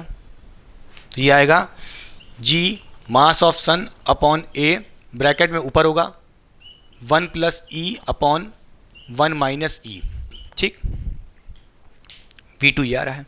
अब एक बात नोट करेगा, V1 V2 की वैल्यू आ गई है जो, एक बात नोट करेगा, V1 क्या है, वेलोसिटी कब, वेलोसिटी V1 कब है, जब फारदेस्ट पोजीशन है, यानी कि एफिलियन के केस में। याद रखिएगा ये कब मिल रहा है, एफिलियन के केस में, बोलिए एफिलियन के केस में, और ये पेरीफिलियन के केस में, जब बहुत पास है, पेरीफिलियन के केस में। ठीक है, बोलिए ये फॉर्मूला याद कर लीजिए, बोलिए बच्चों, बोलिए बोलिए बोलिए। और आपको एक बात तो पता ही होगी, जो स्पीड होती है, आपको पता है जब प्लैनेट इस सन से दूर होता है तो उसकी वेलोसिटी या कह लो स्पीड का जो, बोलिए वेलोसिटी का मैग्नीट्यूड यानी कि स्पीड कम होता है, क्योंकि ये प्लैनेट इससे बहुत दूर है, इसकी स्पीड यहाँ पे कम होगी। जैसे जैसे पास आएगा इसकी स्पीड बढ़ती है तो V2 बढ़ जाएगा। तो एक बात तो आपको पता ही होगी, क्या स्पीड की बात करें तो V1 इस, बोलिए V1 इस लेस देन V2, ये बात आपको पता होनी चाहिए थी, पहले भी बताया है। क्लियर, बोलिए। तो उसका मतलब ये है कि भैया जब प्लैनेट अपने फारदेस्ट पोजीशन पे है उसकी वेलोसिटी V1 थी, उसको कैसे निकालेंगे, इस फॉर्मूले से निकालेंगे। जब प्लैनेट बहुत क्लोजेस्ट है उसके, तो भैया उस केस में हम उसकी वेलोसिटी V2 जो इस समय मिल रही है वो कैसे निकालेंगे, ऐसे निकालेंगे, फॉर्मूला आपको पता है। क्लियर, चलिए क्लियर हुई बात की नहीं पक्का? अच्छा, कॉपी हो गया, साइड हो रहे हैं, चलिए। तो आइए बच्चों, चलिए सॉल्व करते हैं क्वेश्चन नंबर 4 इस लेक्चर का। बहुत ही शानदार क्वेश्चन है। इस टाइप के क्वेश्चन आपके जेईई और नीट जैसे एग्जाम्स में पूछे जा सकते हैं, तो ध्यान से देखिए क्वेश्चन में हमसे क्या कह रहा है। खुद से ईमानदारी से कम इस क्वेश्चन को एक बार वीडियो को पॉज करके ट्राई जरूर करिएगा, और तब तक सॉल्व करिएगा जब तक आप इन 4 ऑप्शन में से किसी एक ऑप्शन पे नहीं पहुंच जाते हैं। आइए ध्यान से देखिए क्वेश्चन हमसे क्या कह रहा है। If the velocity of planet at perigee is v, find the velocity of planet at apogee। बच्चों आपको पता होगा पेरीजी का मतलब क्या होता है, जब प्लैनेट अपने सबसे क्लोजेस्ट पोजीशन पे हो सन के, और पेरीजी को ही बोलते थे पेरीफिलियन। अब मैं लिख नहीं रहा हूं बार बार, स्टार्टिंग के लेक्चर में बताया था भैया पेरीजी को ही बोलते हैं पेरीफिलियन। अच्छा, हमें क्या निकालना है, वेलोसिटी एट एपोजी। एपोजी यानी कि जब प्लैनेट अपने फारदेस्ट पोजीशन पे हो सन के, और एपोजी को ही बोलते थे एफिलियन, यानी कि हमें वेलोसिटी एट एफिलियन बताना है जब हमें पेरीफिलियन के अबाउट वेलोसिटी v गिवन है। क्लियर, अच्छा, और साथ में हमको एक इक्वेशन गिवन है x² इक्वल्स, बोलिए x² plus 4y² equals to 1। आपको शायद दिख रहा होगा ये किस टाइप की इक्वेशन है, इलिप्टिकल पाथ की इक्वेशन है, क्योंकि प्लैनेट सन के अबाउट इलिप्टिकल पाथ पे मूव करते हैं, रिवॉल्व करते हैं, तो उसकी इक्वेशन गिवन है। अच्छा, कैसे करेंगे जरा ध्यान से देखिए, आपको डायग्राम समझाते हैं थोड़ा। मान लीजिए ये हमारा इलिप्टिकल पाथ है, क्या है, ये हमारा इलिप्टिकल पाथ है। अच्छा, और हमारा सन यहां पे कहीं प्लेस्ड है, ये हमारा सन है। इसके सबसे क्लोजेस्ट पोजीशन सन के कहाँ पे होगी, यहाँ पे होगी। इस समय मान लेते हैं हमारी जो प्लैनेट होगा सबसे क्लोजेस्ट होगा, ये कौन सी पोजीशन है, बोलिए पेरीजी की, और इस समय इसकी जो वेलोसिटी है बच्चों वो क्या है, v है, क्वेश्चन में गिवन है। अच्छा, फिर ये प्लैनेट रिवॉल्व करके अपने फारदेस्ट पोजीशन पे जाएगा, यानी कि एपोजी पे जाएगा, या कह लो एफिलियन पे जाएगा, वेलोसिटी चेंज हो जाएगी। मान लेते हैं यहाँ पे कुछ हो गई है, मान लेते हैं यहाँ पे v1। क्लियर, v1 क्या है, एपोजी के ऊपर, मतलब प्लैनेट जब अपनी एपोजी की पोजीशन पे है तो उसकी वेलोसिटी v1 मान ली। क्लियर, अच्छा, कोई दिक्कत की बात नहीं है। अब बताइए, आपने एक पढ़ा था रिलेशन अभी जस्ट, एंगुलर मोमेंटम को कंजर्व करके, याद करिए, बोलिए mv1r1 equals to mv2r2। r1 r2 की वैल्यू रखे थे तो एक रिलेशन आया था, वो रिलेशन याद है कि नहीं याद है बच्चों? वो रिलेशन क्या था, याद करिए, v1 a ब्रैकेट में 1 + e equals to v2 a bracket में 1 - e, ये होता था। अच्छा, ये आप a हटा भी सकते हो, ये हटा दो यार, कोई मतलब की बात नहीं है। अरे इधर भी है इधर भी है, नीचे भेजोगे डिवाइड होके कट जाएगा। अभी मैंने पीछे काटा नहीं था, कोई दिक्कत नहीं, काट दो। ठीक, अच्छा ये रिलेशन तो मैंने डराइव किया था, ये V2 था। अच्छा ये देखिए, आपने पढ़ा था कि V1 क्या था, velocity of planet at farthest position, aphelion, याद है कि नहीं याद है, एफिलियन, या कह लो एफिलियन, या वही एपोजी जो आपको निकालना है। एपोजी नहीं, लिख लो स्पेलिंग यार। और V2 क्या था, V2 था जब प्लैनेट अपने क्लोजेस्ट पोजीशन पे हो, यानी कि पेरिफिलियन। क्या, पेरिफिलियन, या इसी को बोलते हैं पेरीजी। ठीक, पेरीजी। अब जरा ध्यान से देखिए क्या करेंगे। देखिए आप, ये जो पेरीजी वेलोसिटी है, velocity at of planet at perigee, इसकी वेलोसिटी V2 हमको पता है V।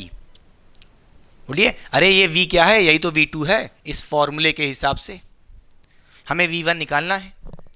आपको V1 निकालना है, V2 पता है, V2 की वैल्यू कितनी है, V रखोगे। मगर यहाँ पे E नहीं पता है। E क्या होता था, इसेंट्रिसिटी। कैसे निकालते थे, याद है कि नहीं याद है। इसका हमारा एक फॉर्मूला होता था, वो फॉर्मूला आपने पढ़ा था बच्चों, क्या याद करिए, आपने पढ़ा था B square equals to A square bracket में 1 माइनस E स्क्वायर। यहाँ से आप E की वैल्यू निकाल सकते हो अगर आपको A और B की वैल्यू पता है। अच्छा, A और B की वैल्यू कहाँ से निकाल के लाओगे, जरा इस इक्वेशन को देखो। इस इक्वेशन से हम A और B की वैल्यू निकाल सकते हैं, क्योंकि इलिप्टिकल कर्व है। कैसे, जरा ध्यान से देखिए। क्या मैं यहाँ पे ये लिख सकता हूँ, बोलिए, एक्स स्क्वायर अपॉन 3 की जगह √3 लिख दूं और इसके ऊपर होल स्क्वायर लगा दूं, तो कोई दिक्कत की बात तो नहीं है। सॉल्व करोगे तो 3 ही तो होगा, √3 की पावर 2, सॉल्व करके 3 तो ही आएगा। ऐसे भी लिख सकते हैं। प्लस इसको हम क्या लिख सकते हैं, 4y स्क्वायर अपॉन 9 को हम ऐसे भी लिख सकते हैं, y स्क्वायर अपॉन 9/4, ऐसे भी लिख सकते हैं। लिख सकते हैं कि नहीं लिख सकते हैं। अरे सॉल्व करोगे 4 ऊपर चला जाएगा, फिर से हो जाएगा वही सेम चीज़, y square upon 9, 4y square upon 9, same चीज़ तो है। अच्छा जरा ध्यान से देखिए, 9/4 को हम कुछ और भी लिख सकते हैं, 3/2। क्या लिख सकते हैं हम यहाँ पे, इसको 3/2 लिख सकते हैं और उसकी पावर होल की 2। सॉल्व करोगे 9/4 फिर से आएगा। क्यों कर रहे हैं ऐसा, अरेंज करने के लिए। इक्वल्स टू 1 लिखा था, लिखे रहने दो। अब आपने एलिप्टिकल कर्व की इक्वेशन पढ़ी थी, क्या होती थी, x square upon a square plus y square upon b square equals to 1। समझे कि नहीं समझे, ताकि हम यहाँ पे इस इक्वेशन को इस इलिप्टिकल कर्व की इक्वेशन से कंपेयर करके ए और बी की वैल्यू निकाल लें। अच्छा देखिए, ए का स्क्वायर, भैया यहाँ पे किसके ऊपर स्क्वायर है, √3 के स्क्वायर, √3 के ऊपर स्क्वायर है, तो ए की वैल्यू क्या होगी, √3 होगी। इसी तरह यहाँ देखिए b की पावर 2 है, तो उसी तरह यहाँ पे क्या लिखा है, 3/2, यही b होगा, इसकी पावर 2 है, तो आप कहोगे b की वैल्यू कितनी है, 3/2 है। क्लियर हुई बात कि नहीं। a और b की वैल्यू पता है, हो गई है। यहाँ पे रख करके इस a और b के रिलेशन वाले फॉर्मूले में e की वैल्यू निकाल लो। कैसे निकालोगे, b कितना है बच्चों, जरा ध्यान से देखिए, 3/2 है, तो क्या कहोगे 3/2 पे होल स्क्वायर लगेगा इक्वल्स टू a का स्क्वायर। a कितना है बोलिए, √3 है, इसका स्क्वायर होगा ब्रैकेट में 1 माइनस ई स्क्वायर। अच्छा जरा ध्यान से देखिए, इसको कैसे सॉल्व करोगे आप।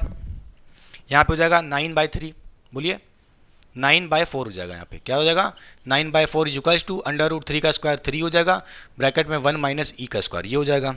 ठीक, यहाँ पे देखिए 1 जा ये जाएगा 3 जा, यहाँ पे आ गया 3/4। आगे सॉल्व करिए, क्या हो जाएगा 3/4 और यहाँ पे क्या बचा है, equals to 1 minus e square. ठीक, यहाँ से आप ई स्क्वायर निकाल सकते हो। कैसे, ई स्क्वायर को इधर भेजो, पॉजिटिव हो जाएगा, और 1 में से 3/4 को माइनस कर लो, तो यहाँ से आप कह सकते हो ई स्क्वायर इक्वल्स टू कितना हो जाएगा, 1 माइनस 3/4। अच्छा फिर यहाँ से ई की वैल्यू कैसे निकालोगे, ज़रा ध्यान से देखिए, ई की वैल्यू क्या हो जाएगी, ई की वैल्यू क्या हो जाएगी, 1 माइनस 3/4, इसको इधर भेजें, 1/4 आएगा, कितना आएगा, 1/4 आएगा। यहाँ पे स्क्वायर था ठीक, स्क्वायर हटाओगे बच्चों तो क्या हो जाएगा, अंडर रूट लगा दो राइट साइड, तो 1/4 पे अंडर रूट लगाओगे तो कितना आएगा, 1/2 आएगा। कितना आएगा, 1/2 आएगा। अच्छा, तो आपने ई की वैल्यू निकाल ली है, मैं बता देता हूँ।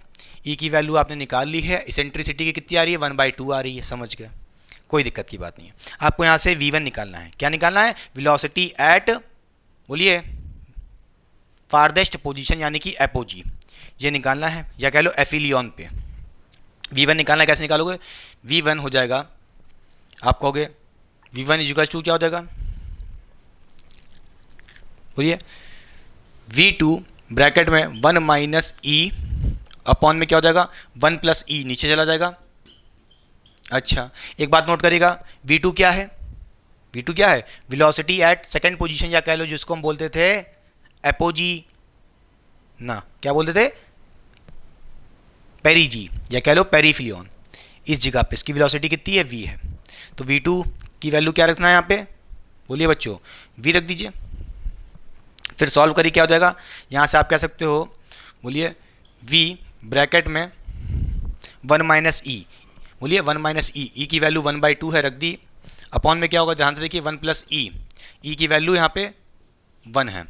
तो जैसा कि आप देख रहे हो ऊपर क्या आ रहा है, बोलिए, v 1 में से हाफ माइनस करोगे, हाफ ही आएगा, क्या आएगा बच्चों, हाफ आएगा, और अपॉन में क्या रहेगा, 1 + हाफ, कितना आएगा, 3/2 आएगा। कितना आएगा, 3/2 आएगा। अब इसको जरा सिंप्लीफाई करोगे तो आपका जो आंसर आएगा वो आ जाएगा, बोलिए बच्चों, v1 की वैल्यू कितनी आएगी, आप बोलोगे v ऊपर हमारा, बोलिए v/2 है, ठीक है, ऊपर क्या है, v/2 है, और 3/2 रेसिप्रोकल होके पलट जाएगा तो हो जाएगा 2/3। अच्छा, 2 से 2 मर जाएगा, यहाँ पे आप देख सकते हो v1 की वैल्यू कितनी आ गई है, v/3 आ गई है। कितनी आ गई, बोलिए, यहाँ पे v1 की वैल्यू v/3 आ रही है, यानी कि यहाँ से आप देख सकते हो इस v1 की वैल्यू कितनी आई है, v/3 आ रही है। क्लियर, पक्का, समझ गए, क्लियर हुई बात की नहीं, बहुत ही अच्छे लेवल का क्वेश्चन था। आई होप आप ये क्वेश्चन को समझ गए। चलिए कॉपी करिए, फिर साइड हो रहा हूँ, फिर करते हैं कुछ और।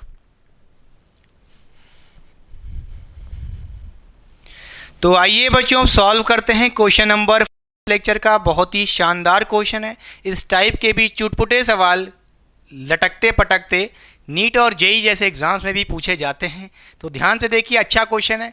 क्वेश्चन में हमसे क्या कह रहा है, compare the orbital velocity of 2 satellite if the ratio of time period is 8:1 बेटा। क्वेश्चन में हमको 2 सैटेलाइट गिवन है और दोनों सैटेलाइट का रेशियो गिवन है, यानी कि हम कह सकते हैं हमको यहाँ पे T1/T2 की वैल्यू गिवन है। क्या गिवन है, T1/T2 की वैल्यू गिवन है 8/1 बेटा। क्लियर, दोनों सैटेलाइट का टाइम पीरियड का रेशियो कितना था, 8:1, तो भैया T1/T2 कितना हो जाएगा, 8/1। क्लियर, हमें क्या निकालने को कह रहा है, compare the orbital velocity of 2 satellite, दोनों सैटेलाइट्स की ऑर्बिटल वेलोसिटी को कंपेयर करो, यानी कि उन दोनों सैटेलाइट्स की ऑर्बिटल वेलोसिटी का रेशियो निकालने को कह रहा है।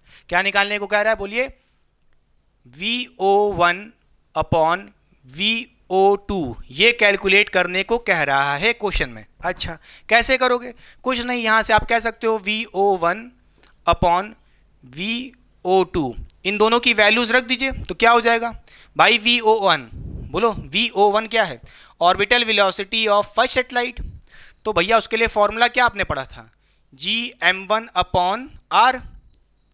अब r की जगह r1 लिख दो, क्योंकि फर्स्ट सैटेलाइट की बात हो रही है। इसी तरह अपॉन VO2 है, orbital velocity of second satellite कितनी हो जाएगी, Gm/r2 हो जाएगी। क्लियर, देखिए सब कुछ अंडर रूट में है, डायरेक्ट काटो भैया, Gm कैंसिल हो जाएगा, और ये R2 नीचे से ऊपर आ जाएगा और R1 नीचे रहेगा। क्लियर, तो यहाँ से आप कह सकते हो कि भैया VO1/VO2 कितना हो जाएगा, बोलिए, ये हो जाएगा R2/R1 अंडर रूट में। भैया अंडर रूट लगाना ना भूलना, वरना सबसे बच्चे गलती करते हैं, क्या यही करते हैं, अंडर रूट भूल जाते हैं। अगर आपको यहाँ पे R2/R1 की वैल्यू पता चल जाए तो हम VO1/VO2 दोनों वेलोसिटीज़ का रेशियो निकाल लेंगे। अब R2/R1 कहाँ से आएगा?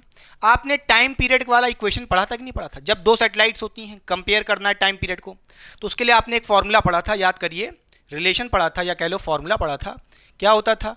T1/T2 का whole square is equals to R1/R2 का क्यूब, ये पढ़ा था। अच्छा, T1/T2 की वैल्यू कितनी है? 8/1 है। कितनी है? 8/1 है।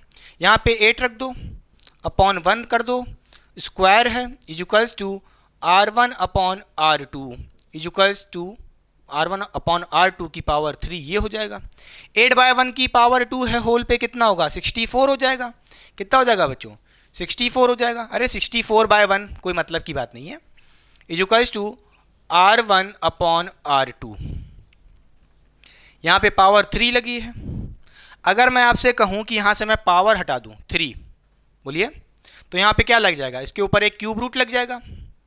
अरे भैया क्यूब रूट लगेगा कि नहीं लगेगा? लगेगा। अच्छा ठीक, क्या लगा है? क्यूब रूट 64 लिखा है। 64 का क्यूब रूट क्या होता है बच्चों? 4 होता है।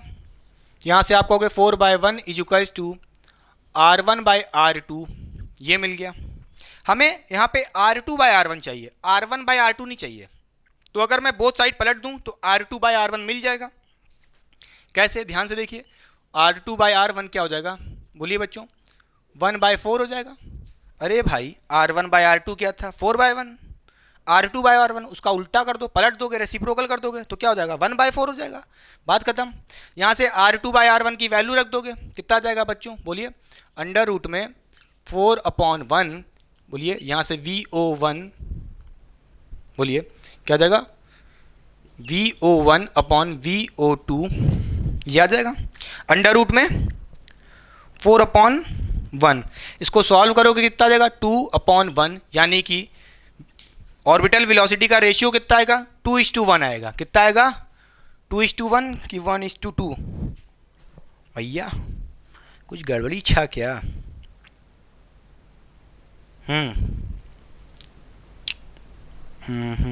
अरे R2/R1 कितना था? 1/4 था, गधा राम। R2/R1 कितना था? बोलिए, अंडर रूट में R2/R1 रखना ना, 1/4, तो कितना आएगा यहाँ से? 1/2 आ जाएगा, यानी कि 1:2 आंसर हो जाएगा फर्स्ट ऑप्शन। क्लियर हुई बात कि नहीं? पक्का?